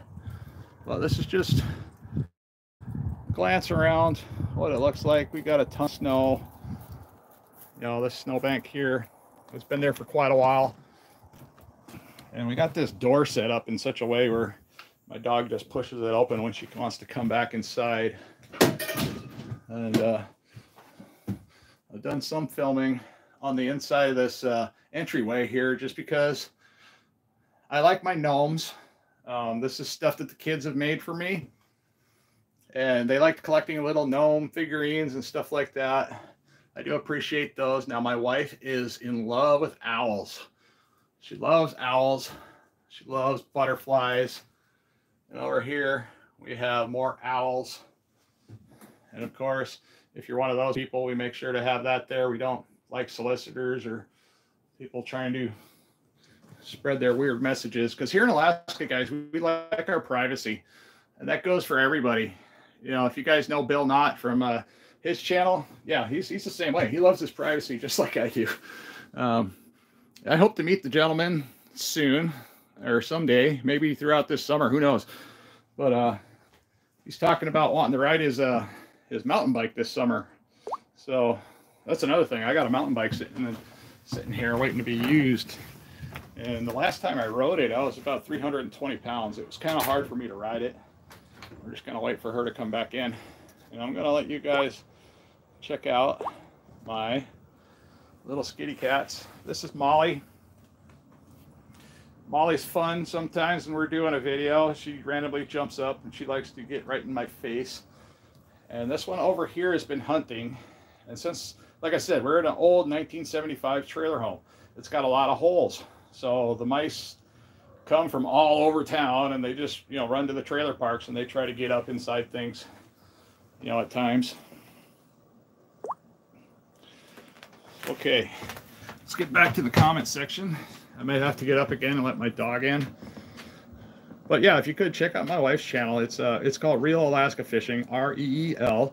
We're working on getting that channel built and getting her some more traffic. Now, the hardest part with doing a fishing channel is that you need to be out fishing. I mean, and she does a lot of fishing. And she has a hard time getting the footage that she has because she's typically by herself. I'm a truck driver, so I'm at work. And she's out trying to feed the family, and that's what we do here in Alaska. Is we go hunt. She goes hunting and fishing. I'm not going to say we because it's pretty much just her, because I'm usually too busy to go hunting and fishing. Now it's fabulous. We're down to this year. We're down to our last 2 fillets of salmon, I believe, in the freezer. Last time I checked, so we're just about out of salmon. Thankfully, fishing season will be starting up not too long. So I think we went through all the moose meat we had, and that was gifted to us from a family member that got a moose this year. That was great. We had moose steaks, we had burger. Now the moose burger makes amazing like spaghetti sauce. It just makes it, it's the right texture, it's the right fat content. Everything about it just makes an amazing spaghetti sauce. So, all right. Yes, all right. I do appreciate all the new subscribers. If we should gain any, I mean, because you know, the more the merrier, and the more active you are, you know, in the community, the more you're going to learn, the quicker you're going to learn how this stuff works. Because I didn't start doing carnivore without a lot of help. And I was already doing a weight loss journey on YouTube. So when I started doing my fasting, and people were coming in the comment sections and talking to me about this, and they're like, hey, you already like carnivore, so why don't you just try going carnivore? So I did. You know, I did not do it with struggles, and I still struggle. I have yet to really consistently put strings of weeks together where I can say I did like just all meats and fats. But like I said, 90-10 works. You know, 80-20 does work too. 70-30 works too. I mean, they all work at different levels. You get different benefits at different times doing it different ways. But for me personally, I have to have a little bit of variety. I have to have the 10% I love my life, because without it, and if I make a mistake, I feel like I'm being chastised. And you know, with every community, you have those people that are extreme. You have those people that are extreme religious in certain things, and they'll tell you this or that. But all right, we're planning BB&E next month. That's Carrie Carts. I'm planning to do BB&E next month. Cutting out my heavy cream in tea is going to take some determination. Yes, cutting out the creamer is the hardest part. Now, some of the doctors I've talked to over the years, you know, we talked about, you know, quitting smoking, addictions and issues like that, just so I could have a better understanding, because I was in the medical field. I used to work for Geneva Woods here in town, which is a really large pharmacy. I was something they called a go-tech, and I was the guy that would run out and distribute like all the pharmaceuticals in a delivery van. I would also distribute medical equipment, oxygen concentrators, CPAP machines, catheters, just random stuff. I would set up beds, just random medical beds. I was doing hospice setups as well. So I had to have a wide range of communication skills in order to walk into somebody's house. I'd have to teach them how to use it safely and hopefully not burn down the house, because that's an option.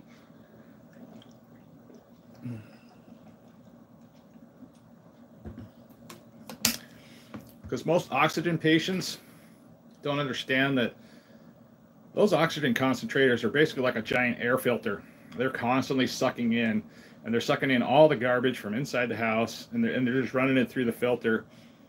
But those machines require a lot of energy, so you can't plug those things into an extension cord or a power strip for that matter. It becomes extremely dangerous, and I've come into customers' homes where I found that at times, and I had to, you know, correct it before I left. If they went back to doing it however they did, that's their business. But it's up to us as the person that comes in, you know, trying to help these people, just to spot these mistakes and stuff like that, and hopefully help them out.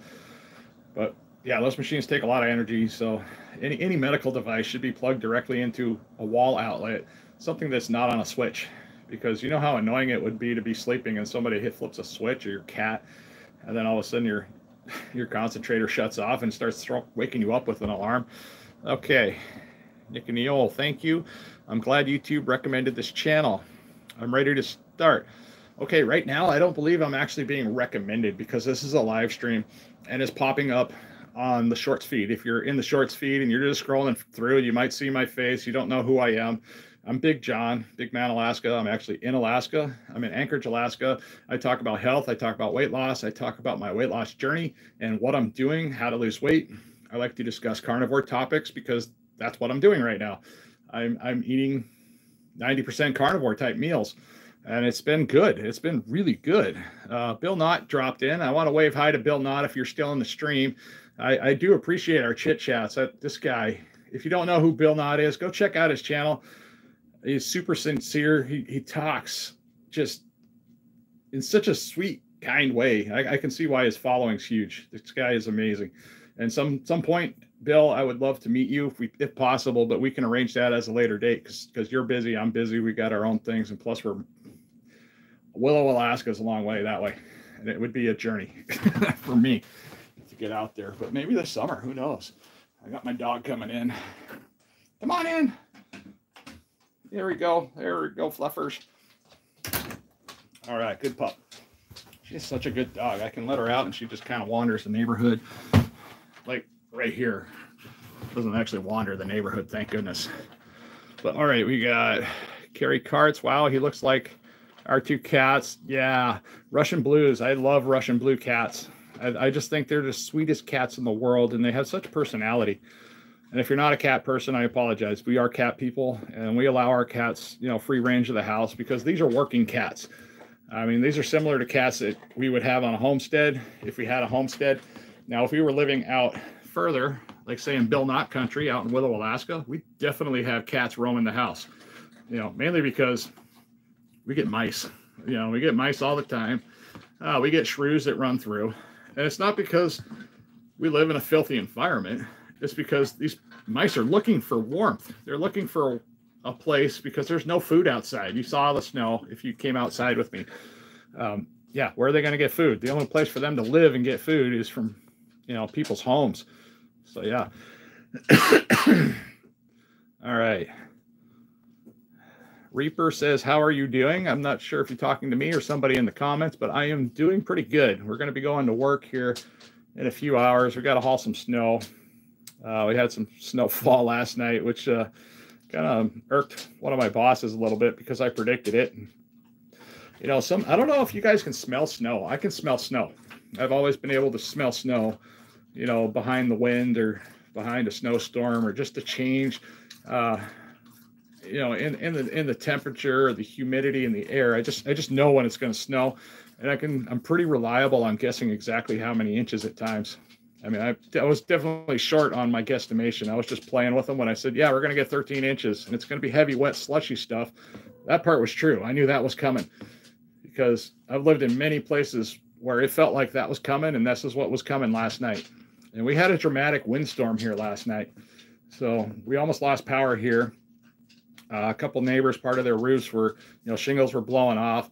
Around town was covered with random trash cans all across the town when I came home. So I was dodging trash cans everywhere, and the wind was blowing them down the street. Christine Morrison says, I eat beef, eggs, seafood, butter, or tallow for cooking. Water is the only thing I drink. That's pretty much where I'm at. I drink water. I don't drink alcohol anymore. I got rid of that addiction. So yeah, alcohol is something I don't do. I really don't even like alcohol being around me anymore. But I used to go to the clubs. I used to thrive at the clubs. I used to drink way too much. I was super unhealthy. I was drinking Red Bulls and Jaeger bombs. That's what those were. See, it's been so long since I drank. I forgot the terminology for half the stuff that I used to consume.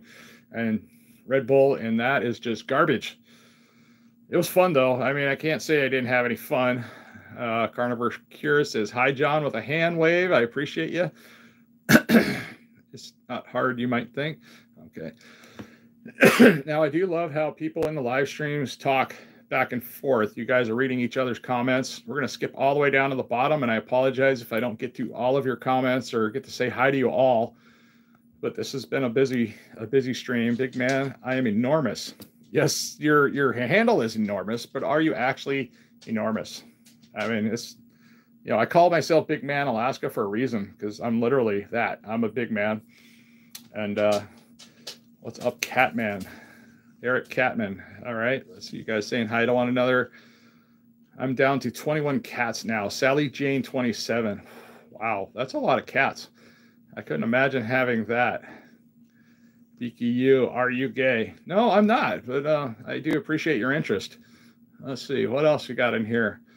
Dark Regent 2. I'm glad I found this stream because now I feel better since I learned what I should do properly on the carnivore, and that's something I started to notice with my circulation now. I know what it is now. All right, Dark Regent 2. Now, okay, yeah, water is important. Electrolytes, super important. Balancing out your fats is going to be one of the hardest things to do. But now electrolytes aren't necessarily super important to add like I do. Like I add, electrolytes here. These are electrolytes I make at home. I can't afford to buy element products. I can't afford to buy electrolyte products. It's not in my budget. I just don't have a budget to do that stuff, okay? I'm trying to get you guys in a stable position. I'm sorry. This is annoying. Okay, there we go. I'm not a polished YouTuber, guys. I'm simply an average person that figured out a few things about losing weight. That's about it. And that's why I'm out here on YouTube, is because I thought it was, when I started the process, I was just wanting to document my journey, but I was wanting to document it for myself. I wasn't really looking to get likes, views, people to subscribe. And then all of a sudden it just took off. I mean, I had my regular followers, and a lot of them came over from the shopping videos, or they were just interested in our random Alaska topic, but it wasn't driving the channel. We were failing at running a YouTube channel because we were uploading too many random things. We couldn't just keep, a steady niche going, talking about one thing, because we're Alaskan. Everything about this place is interesting, but it might not be interesting to everybody that's subscribed, which is the hard part. So we had subscribers coming and going for a period of time, and we didn't get a push in subscribers until I started losing some weight, and I lost that first 100 pounds. That video did amazing. But in overall video creation on YouTube, if anybody's curious about this, that video took me 2 weeks to create. I studied about 20 different 100-pound weight loss videos before I created that video. And if you're interested in that video, it's in my playlist, Losing Weight in Alaska. You just click on my icon, and it'll bring you to my channel, and you can just hit playlist, look for Losing Weight in Alaska, and find it's week 15 where I lost that first 100 pounds. And that was a good video, but it took 2 weeks to produce that video. And in the meantime, I'm already producing another video. You know, everything was going weekly. So I was doing Saturday updates. So it was a lot. It was a lot to do. There's no downtime here. Working on even the smallest YouTube channel, it's extremely busy. I mean, I put in about 40 to 60 hours a week in consideration to all of this stuff that I do on this channel here. My weight loss videos, the topics I'm covering, the research I'm doing.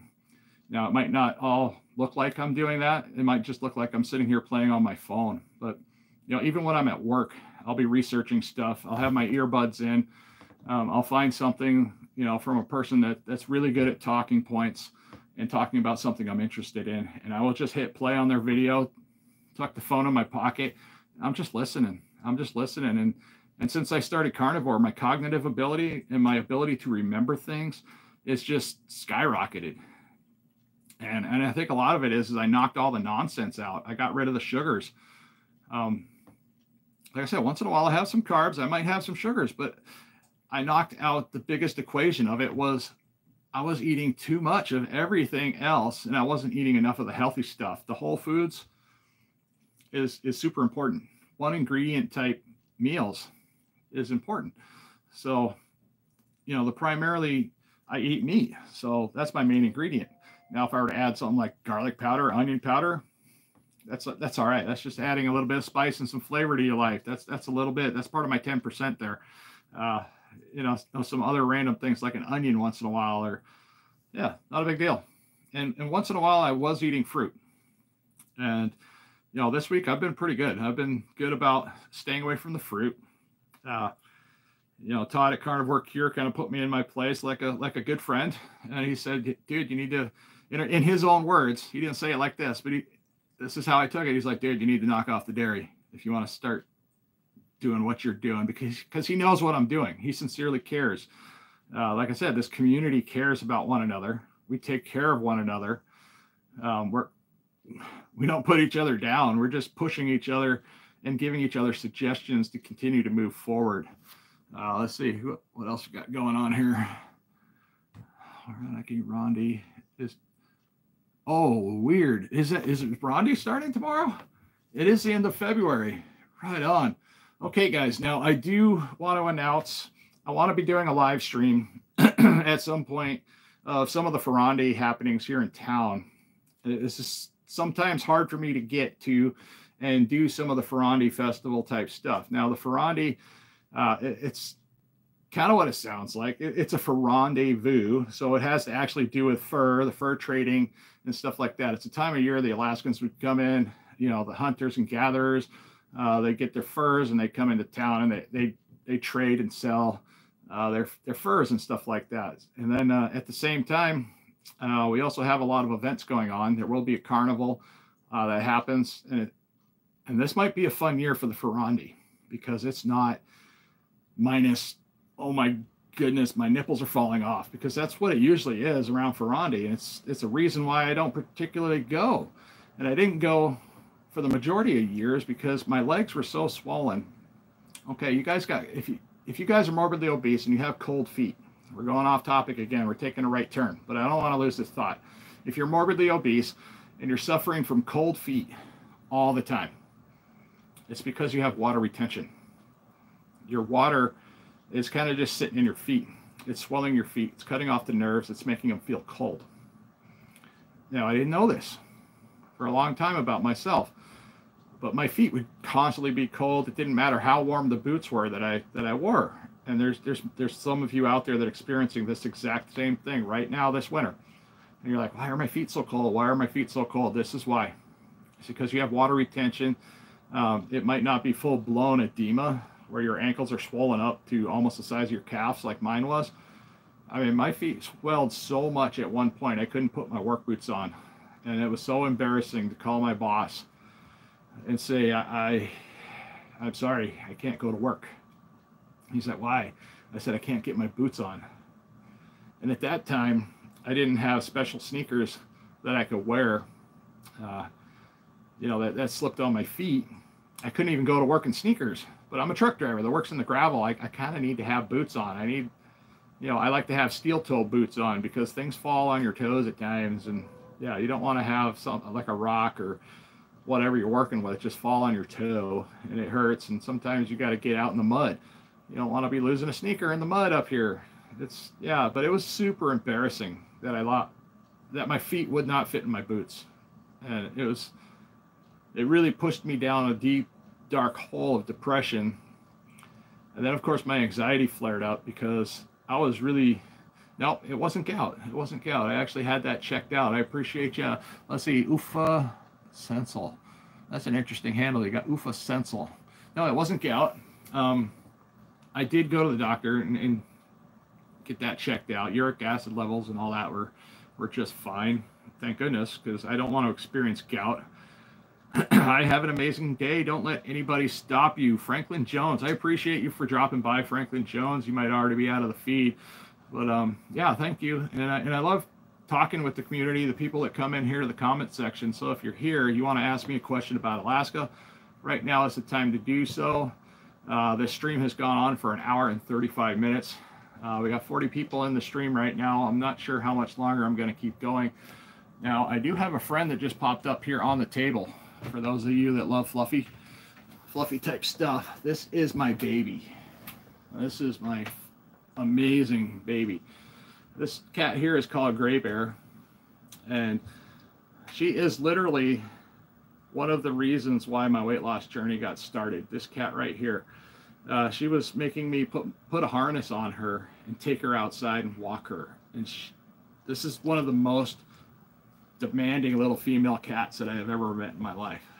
If she wants something, oh, thank you. I got a super thanks from Baseball Freak 300. How is Alaska? Right now, it's really not that bad, man. Yesterday, we did have a windstorm, and I appreciate the super thanks. It's super helpful. It helps us get seen. It does help us out a little bit financially. Now, we're not making a ton of money here, and the majority of the money that comes in here, if any ever, is pretty much going to be driven directly back into the channel or to help us pay the bills right now, because I don't want to make a pity party here, but we're kind of struggling throughout the winter time trying to get through the winter. When summertime starts, all that will change. We're going to be on to doing some other adventures. At some point, I want to take you guys up to Nome, Alaska and show you around there, because that's where we have family. Now, the first time I went up there, I really should have filmed. I should have filmed more, but I don't believe we were doing YouTube videos at that time. I don't think. I'd have to ask the wife. She's got a little bit better memory on that. But we went up there around the time for our wedding anniversary, and we stayed with some family up there. We had a wonderful time. I got to see all of Nome, Alaska. We went, to these faraway places on top of, what mountains they have there to, check out the scenes. And boy, yeah, I got to get back up there some point. And I got to, get some filming done just to show you guys, because it's just such a beautiful place up there. And my wife's got some fishing videos. Like I said, again, her channel is Real Fishing Alaska. And yeah, she's an avid fisherman. She loves fishing. But as you know, it's hard to get a start on YouTube. It's hard to grow. We're going to start. I was planning on doing a surprise live feed for her tonight on her phone, because that option's there. Although a lot of the features for her aren't available because her subscriber count is incredibly low right now. So once we get her subscriber count up, we can start getting some, more informational type videos out there. But we have to start driving that channel too, because we want to have both these channels up and running, full steam, to get things going the best we can for ourselves, because there's a lot of potential here in sharing our adventures up here in Alaska with everybody else outside. But primarily the temperatures here have been bizarrely hanging out in the 50s. Like last night, I think the coldest it got down to was like 32 or 33. And for most of us, it's pretty unheard of this time of year, because it's usually like -0 something. It's cold, like cold, hard cold, miserable. We did break some records this year with snowfall. We had record-breaking snowfalls this year here in Alaska. We also had record-breaking low temperatures for a period of time as well this year in Alaska. I think Bill Knott got some of the worst of that out there in Willow. It was cold. So if it's cold here in town, it's really cold out there in Willow. it's like miserable. Like I don't want to go. I wouldn't want to go visit him. It's so cold out there. Like I'd be afraid my car would break down and I wouldn't get home. Kind of cold. Let's see. I am literally green. Do you ice fish? Now I don't typically go fishing much because I'm a truck driver. So in the wintertime, I'm hauling snow. The wife's not set up for ice fishing. It's something we do have on the books, is to see if we can get her ice fishing and also get her set up. I want to get her set up with a fish camera. So if you go ice fishing, the most fun you can ever have is to take a kid with you and get a fish camera. The fish cameras are, a couple $100. And the one I had, we experimented with it several years ago when a guide, he was one of my neighbors and he's a personal friend. He took us out on an ice fishing trip, and we had a little sled, and it popped into it's called like an Eskimo tent. It would just pop up. We could set it out, and we got the geographical features of the lake that we were on. So we got out approximately X amount of distance from the shoreline, so that way we knew where the drop off was. Because if you want to catch fish ice fishing, you need to know where to put your hole. And sometimes, like on the East Coast, when I wanted to go ice fishing, I wouldn't just randomly drill a hole in the ice and fish it for a while. I would actually go out in a canoe. I would drop a line with a sinker on it, and I would mark my line to try to figure out where the drop off is. Because if you're coming in on the water and then you got a drop off here, you want to put your hole right here where it drops off. And the reason you're doing that is the big fish are in the deep water, the little fish are hanging out in the shallow water, and you got a Finding Nemo effect. So you got Nemo swimming out here to the edge, to the drop off, just like the movie, just checking it out. And they usually just swim up to the edge and they turn around and they run back because they're scared. Because that's where you get eaten, is when you get out in the deep water. The same thing in a lake. So the little fish, you can see it on camera if you have a camera down there. The little fish will start coming out, and then the big fish will swoop in. They swoop in like that, lightning fast. They hit and then they take off, and then you got a fish on the line if you got your, if you're using some sort of bait or something. So that's the most effective way I've ever found out how to ice fish up here. Boy.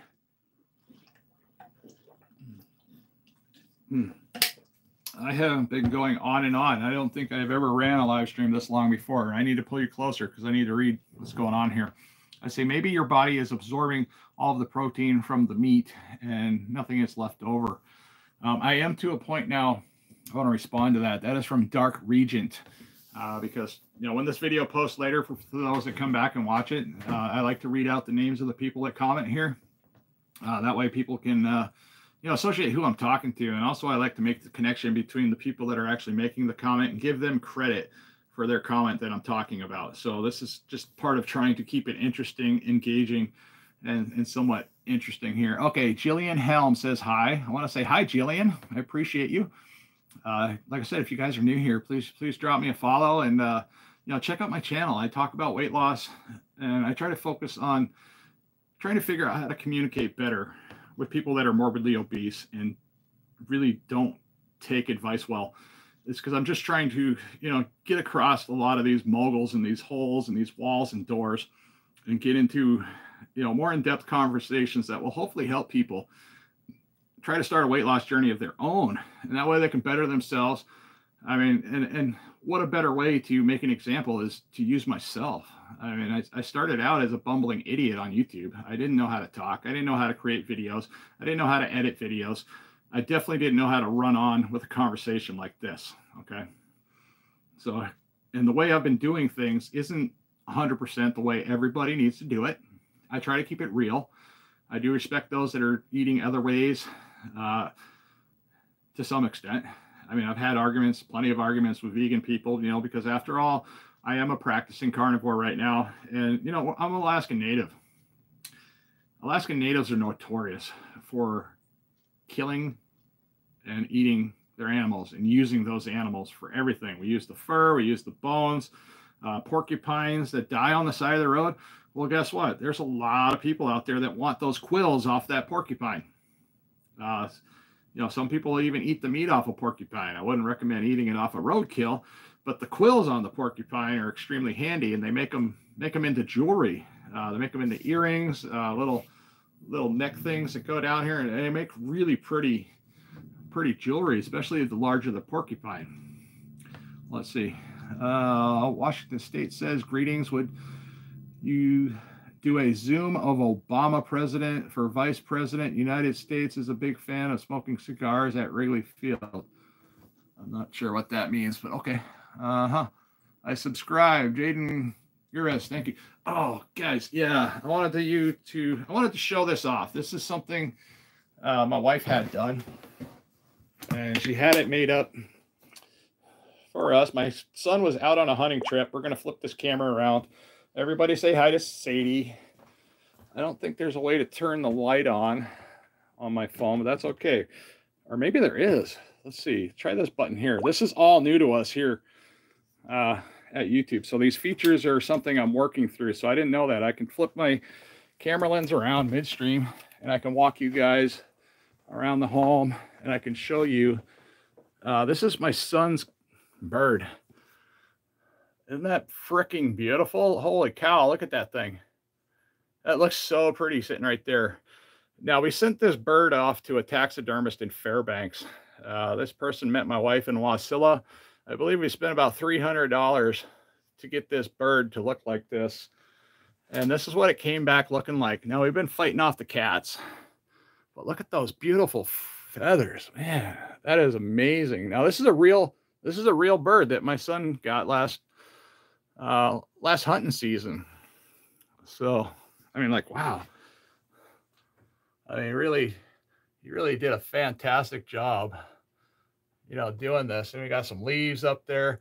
But yeah, my cats have been wanting to destroy that.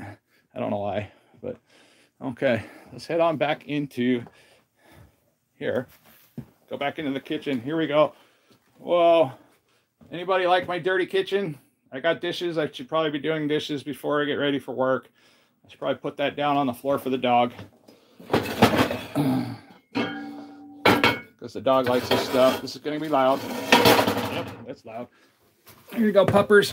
I'm going to shut this off. I got a couple other features on here. I don't know what they do. This one here, what does this do? Oh, I can do filters. Weird. I don't know if I want to do that or not. I need to get back and turn this around. No, don't do any of that. There we go. Turn you around. Ah, technology. I am what they call it. I call myself tech-tarded all the time. I'm the guy that can walk into your office and I can break your copier machine by pressing the green button that says copy. I have actually been told not to touch the copy machine in several businesses because it was a thing. I'd walk in there and I would just put my thing in the copy machine, hit the green button, and the machine would be down for like a week. We'd have to get it serviced and fixed. How embarrassing. But it is what it is. Okay, I'm going to pay attention to a couple more of these random comments. Like I said, if you guys want to ask me anything, go ahead and ask it right now. This stream's been going on for 1 hour and 47 minutes. If I make it to 2 hours, I'll be surprised. But we got 34 people in the stream, so that means the majority of people have bailed out since early on. And I do appreciate everybody that's jumped into the live stream and talked in here. Already got 33 likes. I used to live in Arizona. All right. That was from Dark Region 2. All right. You guys are having an interesting 110 degrees. Nope. No. I could not do well at 110 degrees. I've been down there. Guys, I trucked the entire lower 48 for, I think, about 12 years. I've been to every single major city. I've been through the majority of towns, up and down so many back roads, and like on the East Coast and through Kentucky and West Virginia and places where trucks probably shouldn't have gone. And sometimes I would just play a little game called Where Does This Road Go? So I'd be in my truck with a 53-foot trailer, sometimes going down the wrong roads and, you know, having to back up. But this was years before GPS. This was years before all this technology we have now. We didn't have smartphones. We did have cell phones, but they weren't smart by any means. They were like the old style flip phones, and they cost a lot to use. They weren't cheap back then. Have you ever gotten heartburn on Carnivore? You know, I'm trying to think now. Okay, that was from Victoria Ortiz. I apologize if I don't pronounce your name right. Let's see. Have you ever gotten heartburn on Carnivore? I'm trying to think. No. The only time I would have gotten heartburn on Carnivore is possibly from pepperoni. And, you know, pepperoni is one of those things that's usually overly processed. It has a bunch of stuff in it that not necessarily in there in the stuff that you want to have in your diet and stuff like that. But it's something that, you know, like I made a carnivore pizza with pepperoni using a chicken crust. I made a video on how to do that. And there's actually quite a few people responded, and they've come back through future videos saying that they've made that pizza from, you know, basic recommendations. Now that was an amazing pizza. You know, I made it out of chicken. You know, the crust, that was chicken, it was Parmesan cheese, you know, mixed together, and it came out really well. And I got mozzarella cheese, and I put some pepperoni on top, and yeah, I did use, you can use whatever sauce you want. You don't have to use pizza sauce or tomatoes. You can use like an Alfredo sauce if you want. I mean, you can use butter too. I mean, you don't have to do traditional pizza. You do pizza your way when making it. But it was super simple. It did the same thing because I was a pizza addict. I was addicted to pizza for a long time. But it curbed my pizza craving. Now, before that, and on a rare occasion now, I will eat the Costco version of their cauliflower pizza. They have two versions of it. They both seem to work well with weight loss. And you can eat the whole pizza, by the way. They're not very thick pizzas, but they're cauliflower crust pizzas. Now, if you want to get a weight loss journey and you're addicted to stuff like pizza, you can still have pizza. You just have to do it in a little bit different way. Just try to stay away from the glutens. I hear they're not good. I don't even know what a gluten looks like. But what I do know is that glutens make me feel like crap. I don't like feeling like crap. And if you're tired of feeling like crap, you know, you're in the right place, because we're not about people to just want to wander around feeling sick. And that's another thing. You know, how many years have we eaten foods that just make us feel horrible, and we just keep doing it? And it just, you know, some of these foods that make us super gassy, super miserable. Why do we keep doing that? Now, who here hasn't gone to Taco Bell? There's probably not many of you that haven't been to Taco Bell at some point in your life and had some sort of gastric explosion shortly after going to Taco Bell. That's normal. Your body's rejecting it. It says, I don't want it in me. Get it out as quick as possible. And that's why you have diarrhea after eating certain foods. Okay, yes, keep it out. There's always a transition. I've been at Taco Bell, Dark Region. I used to love wrecking it. And me and the wife used to use that term exactly early on in our marriage. We were both in pretty good shape at the time, not too bad off. This is before I got incredibly crazy obese, up to 435 pounds. But, you know, we'd call it Wreck-It Ralph night. You know, we'd just be like, I'd get home from work at like 1 in the morning, and I'd be like, yeah, let's wreck it, and let's go get a, you know, takeout pizza, because we'd abuse the pizza delivery services here in town, and we'd order pizza like 1 or 2 in the morning, and we'd do it often. It was pretty sad, but it is a thing. And the other night when I was on my way home from work, I was driving by, you know, I'm noticing like all these fast food places that I used to visit before the pandemic happened. You know, they were 24 hours a day. I don't know about your areas, but up here in Alaska, it's totally different up here in Anchorage now. And this is ever since the pandemic. You know, all these fast food chains, a lot of them are closing up early. You don't have the option to go to McDonald's. McDonald's used to be 24/7 here. I mean, you could pull into a McDonald's at any time of day and get something. You could pull into a Taco Bell 24 hours a day. But now the homelessness and the basic nonsense type crimes throughout the night have prevented a lot of these stores from wanting to stay open late. Even a lot of the convenience stores are shutting their doors now. They used to be 24 hours a day. And the crime got to a point where the petty theft type crime, I'm not talking like people running in holding a gun to the cashier.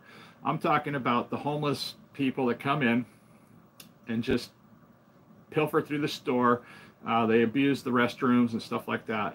And I'm all about people having, you know, a nice cozy sit down and, you know, place to use the restroom, especially if you're a customer. But even if you're not a customer, it used to be nice to be able to pull into a gas station and use the facilities and get going. But now we have a hard time with even getting our children, you know, they're going to pee their pants if they don't get into a bathroom.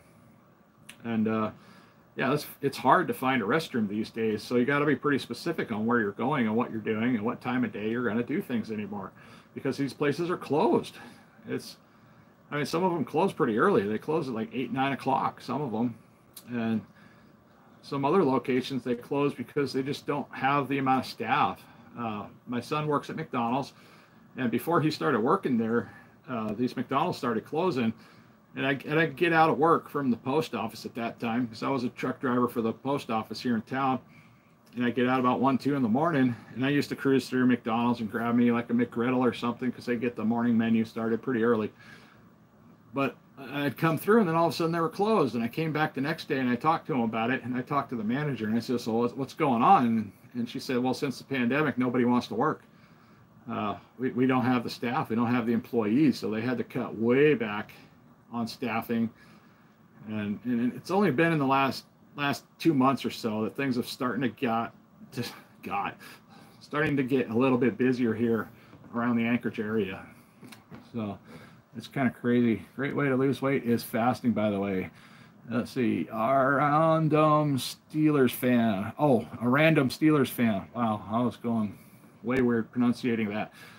Fasting is pretty much how the majority of people that I've met on Carnivore have gotten started. They started with a series of fastings similar to me, or I was similar to them, whichever way you want to look at it.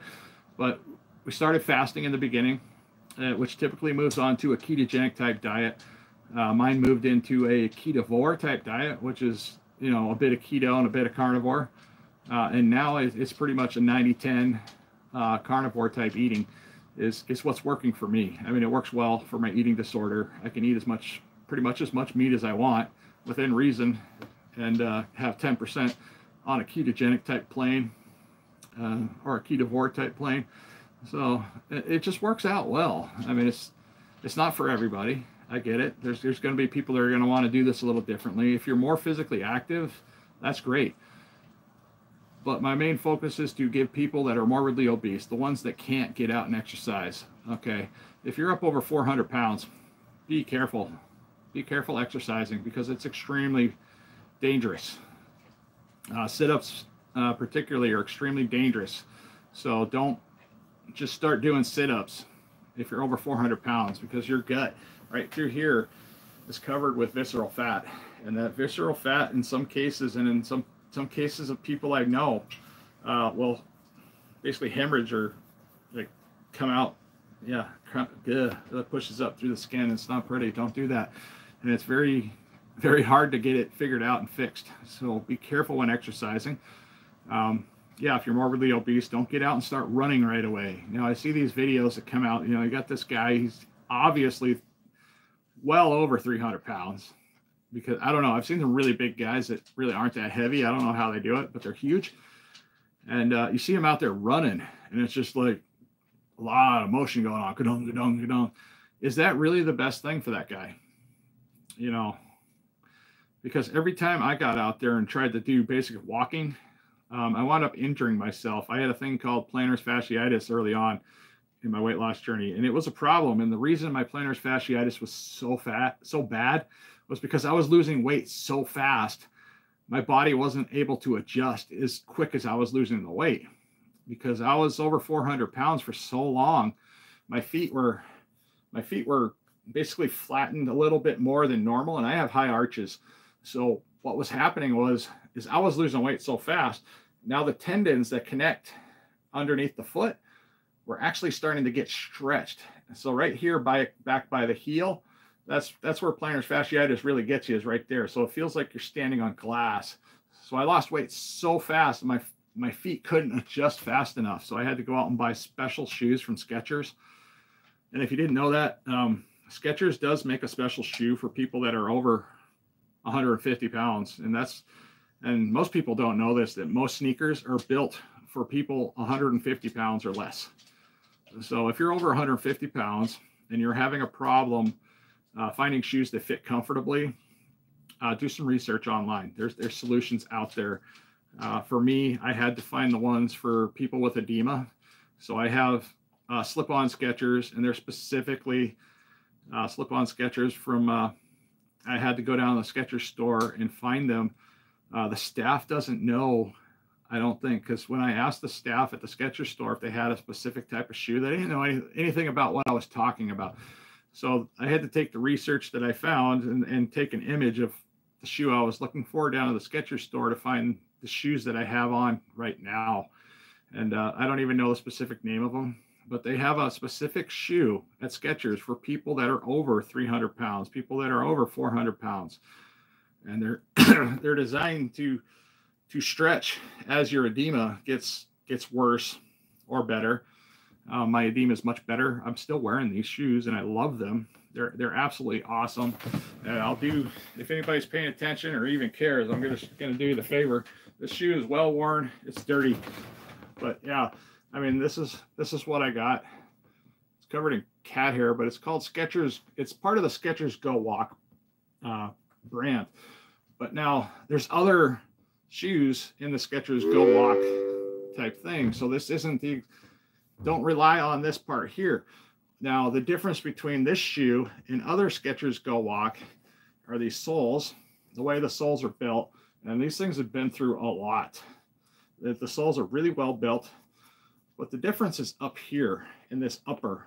I'm going to show you now that this stretches really well with the swelling of a swollen feet. Now, some of the other Skechers Go Walks don't have this same type of upper. And I'm surprised they don't have a specific label inside here somewhere just to say like, hey, this is the one for edema. And I didn't find that in the store. I had to find the shoe through basic research and then come back to the store and try to cross-reference the two and make my best decision. But I figured out what the difference is, and it's this upper portion, because I ordered some other Skechers that say Go Walk, and they're actually the Goodyear ones. They say Goodyear, and they say Goodyear on the bottom of those. But the upper portion of those, and they're slip-on as well, but this part right here that's flexible on this shoe is really, really stiff on the other shoe. So I had a hard time wearing that, if at all. When I first got them in the mail, I was disappointed because I really liked the shoes. I liked the way they looked, but I couldn't wear them because I was still suffering from extreme edema pains with my legs swelling and stuff like that. So there is options out there. So if you're having a hard time getting shoes that fit, check out, go online, do your due diligence. This is where you guys have to act for yourselves at times. You just ask the question, whatever the question is or whatever the problem is that you're having, and those solutions are out there. This is how I do a lot of my research. Like if I have a problem with finding shoes, like I just go on YouTube and I type in the search engine like, hey, what are the best shoes for people with edema? That's how I found these shoes, these Skechers brand shoes. There's other shoes out there too. Crocs were pretty much the #1 cause of a lot of plantar fasciitis cases, especially through the pandemic, because a lot of us were living in our house and not going much anywhere, and we were just kind of roaming with slip-on shoes. Some people had slippers, some people weren't wearing shoes, so their feet were getting all messed up because we weren't as active, because we didn't know what was going on. And if you're one of those that didn't know what was going on, hey, there's a lot of us that can relate to that. Okay. I'm so glad I ran into your channel. Thank you, TXTD. Oh, okay. Well, I appreciate you. I hope you drop me a follow and we can get to doing some more videos here in time. I do like to do weekly updates every Saturday. So basically what I'm about is, like I said, my name is Big John, Big Man, Alaska. I'm just the average guy, figured out how to lose some weight. I just try to share my experience in the most sensible way I know how, which is just be completely honest and, document my weight loss journey as I go, for those of you that are just diving into the stream here. Now, throughout this process, I have learned a lot, just losing weight just from my own personal experience. And I share these experiences in the best detail that I can do every week. Sometimes I'll have to come out here and do them in a live stream because I don't have time to do them in a video. Because it does take a lot of time, and I do have to financially fund everything that's going on here. So I have to keep a steady schedule going on. So with that said, my weekly weight loss updates are literally that. I try to weigh myself on Saturday, and when I'm working, it works better. My weight loss journey worked better when I was working day shift and I had a set schedule of working Monday through Friday because that way I could stay more consistent with what I was doing, even with my videos and upload schedules and stuff like that. So I would literally get home, go to bed. I'd wake up. My cats would wake me up about 3 in the morning, 3:30. And then we'd go to the bathroom. We would walk down the hall. We'd usually record the cats and us walking down the hall. And I would just use my phone and I'd record that. And I'd get on the scale, get it set up. Sometimes, you know, things in the room are different. Oh, no, it disconnected for a second. Ooh, that must mean my phone's been running for a long time. Wow. All right. But yeah, we do these weekly weight loss updates. And the reason I weigh at 3:30 in the morning is because your body has a chance to adjust while you're sleeping. And so it's adjusting to everything you did before. It's adjusting to your water intake. It's adjusting to your food intake. And quite often you can lose weight while you sleep. So that's how I got a lot of this started, is I figured out how to manipulate my body's ketosis to actively start losing me body weight, water weight, and fat loss while I was asleep. That's pretty crazy. And it's not hard. So basically how I started doing that, losing weight while I slept, is I'd start with a fasting process. Okay, I'm using a 1 meal a day fasting process at that time. So I'm still eating something. I'm not starving. I'm just picking a meal. Even if it's not a healthy meal, this process can work depending on how unhealthy the meal is. Okay, so you try to pick a healthier type meal. Be conscientious of ingredients. But I would start out with dinner. That would be my only meal for the day. I would do that for a day. And then the next day, I would move the window back.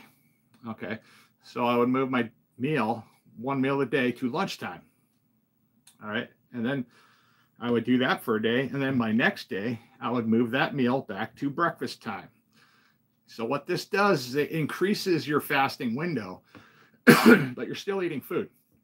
It increases your fasting window throughout the week. Now you do this for 5 days. So now you got 3 days, you know, where you're adjusting the clock. You're eating dinner here. You're eating lunch on this next day. On Tuesday and Wednesday, you're only eating breakfast. So now you continue throughout the rest of the week, Thursday and Friday, only eating breakfast. That puts the majority of your time that your body is going to be in. You're going to feel the difference. Your body's in ketosis Wednesday, Thursday, and Friday.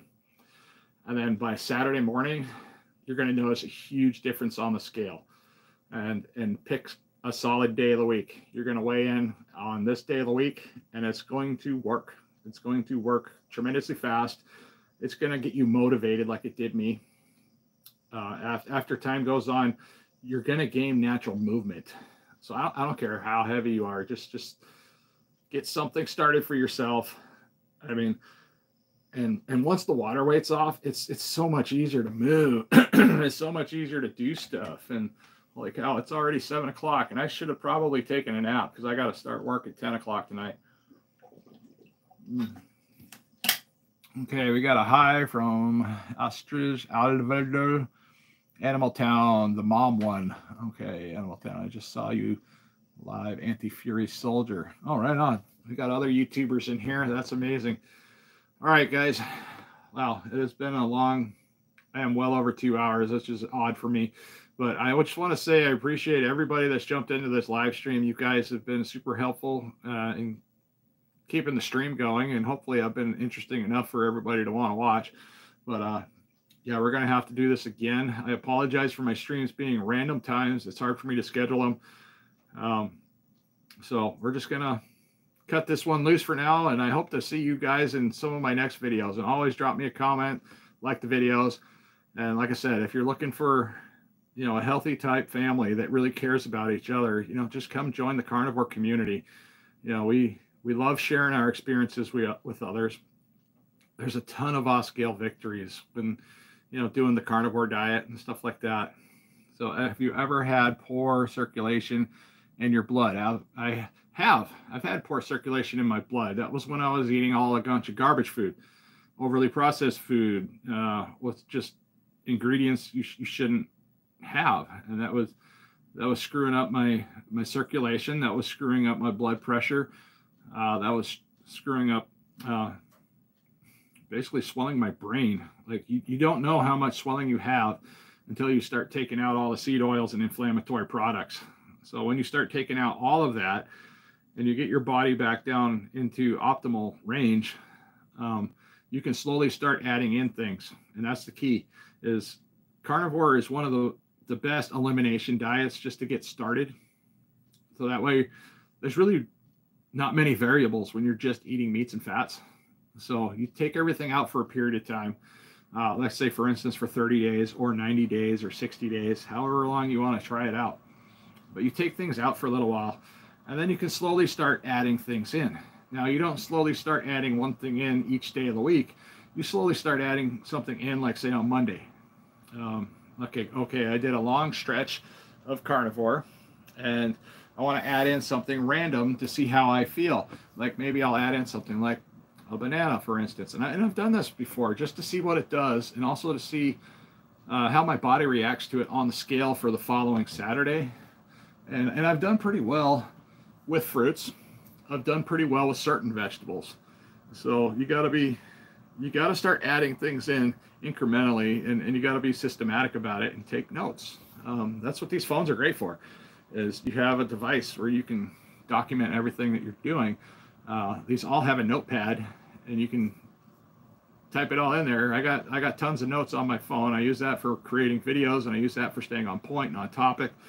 I use that for, remind myself to go research this or that because there's something I heard a little bit about this or a little bit about that. Somebody might drop me a message, and that way I have it all in one spot, and it's just easy to figure out.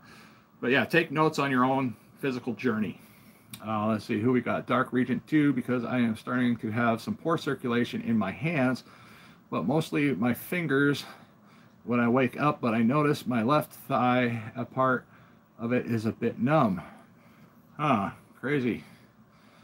Extremity. Are you transgender? No, I'm not, but thank you for asking. I do have a relative that's transgender, but he's not involved in YouTube, or she's not involved in YouTube. I don't even know. I don't even know how to explain him, but her, or yeah, I can't explain it because it just doesn't make any sense to me. Because yeah. Anyhow, all right. Let's see the poor circulation. All right. On carnivore, with the circulation in my hands, for instance, my hands get lightning cold pretty fast, but that's because my body is, according to my doctor and what others have tried to figure out about myself, is that my body is in a perpetual state of ketosis because I'm eating mainly meats and fats. That's also why I feel cold all the time, and I get a symptom called the meat sweats.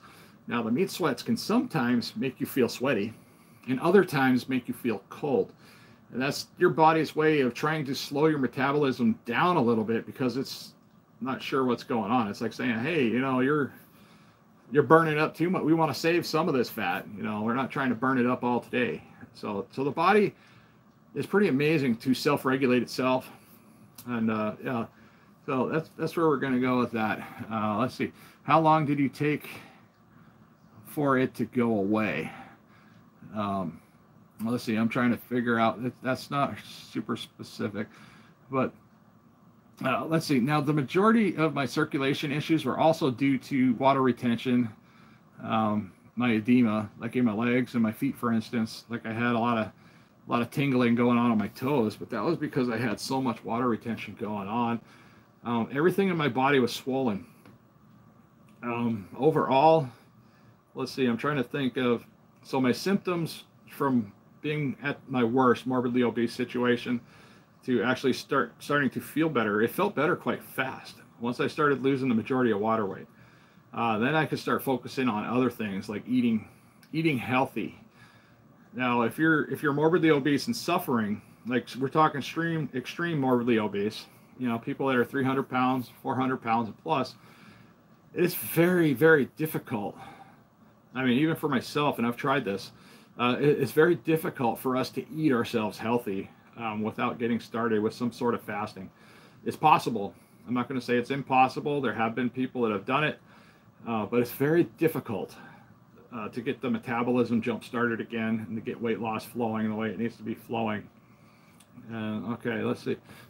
Tingling in hands, I mean, because I want to know when it would stop. Yeah, that's a person that's Dark Regent asking that question as well. He's got some tingling going on in his hands. Um, I don't know if you got a doctor or other people in the community to talk to. Like I said, all these other uh, carnivore live streams, they do really well with. They've been doing this a lot longer than me.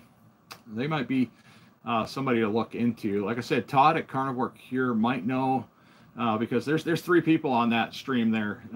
They do like a 700 pounds and down type talking, usually on the weekends. I believe he does a stream like on Sunday. They all three get on there, and I've been invited onto that stream to talk with them as well. They're great people. They're extremely helpful. But yeah, I don't really have a whole lot of tingling in my hands. What I have going on in my hands is they get really cold. I mean, they get really cold really fast because all the swelling's gone. There's not a lot left here anymore. It's just I'm back down to normal fingers, and it's just I'm not used to that. Do they have the clan in my life? Whatever that means. I started this diet when I noticed these symptoms. Okay, well, there's a combination of of things going on there. Now, carnivore does do a lot of things for your body. I've been finding out. Let's see, you get clearer skin, you get a lot less joint pain. I have a lot less back pain. I would have never been able to sit here and do an over 2-hour live stream sitting right here without getting up and doing stuff or I'd actually have to go lay down. So I would sit here for a period of time. My back would hurt. I would go lay down, and then I'd be in there for a period of time, and then my back would hurt because I was laying down, and then I'd have to go do something again. And it was a circle. It was a mess. But carnivore doesn't cure everything, but it cures, and I'm not sure if you can call it a cure, because it does help a lot of things. But now when I quit smoking and I went off the rails, a lot of those pains came back. Like I was having back pains and foot pains and just weird pains. And that came back pretty quick. So going off the rails and then coming, doing carnivore strictly for a while, and then going hardcore off the rails like I did, it like reincarnated like all the bad that I was trying to avoid in the first place by doing carnivore. So it's a lifestyle change. You got to figure out your lifestyle and figure out if it's sustainable for you. And if not, you need to adjust it to be sustainable, to hopefully help you do this for the long term, because a diet only works while you're dieting. A lifestyle change works for the duration of your life. So if you can do a lifestyle change, you can actually just continue this from one day to the next, 1 year to the next, and just keep going. It has to be something you can enjoy. So if you're going to do like I'm doing, for instance, like 90% meats and fats, 10% I love my life, but then you're being mindful of your 10%. There is no going back to certain things, because if you do, and you do it the way that you were doing it in the past, you're just going to recreate the same circle of yo-yo dieting. You're going to, gain weight, you're going to lose weight, you're going to be right back in it again. But if you learn how to do all this stuff, you can hopefully keep learning more as you go. And it's just gonna stay good. All right, I'm glad somebody thinks this is hilarious. That's great. All right, guys, I am over 2 hours and 18 minutes into this stream. Like I said, I want to say thank you to everybody. I appreciate you joining in the live stream. We've had a tremendous turnout today. And good morning, Fraser Dre. I do appreciate you dropping in. Unfortunately, we're going to be cutting this stream short. I do need to get ready for work. And all right. Yeah. Hey, I just wanted to say hi. I'm Big Man Alaska, and you are so lonely, so sad. Dilbar, whatever. I don't know what's going on here. But all right, that usually means it's time to booger off on this stream, and I'll get back with you guys. I'll let you know what my weight loss update is for the weekend, and we'll see how things are going. But for right now, everything's been going great. And all right, guys, goodbye from Alaska. And I don't know how to stop this live stream. Oh, there it is. I found the button.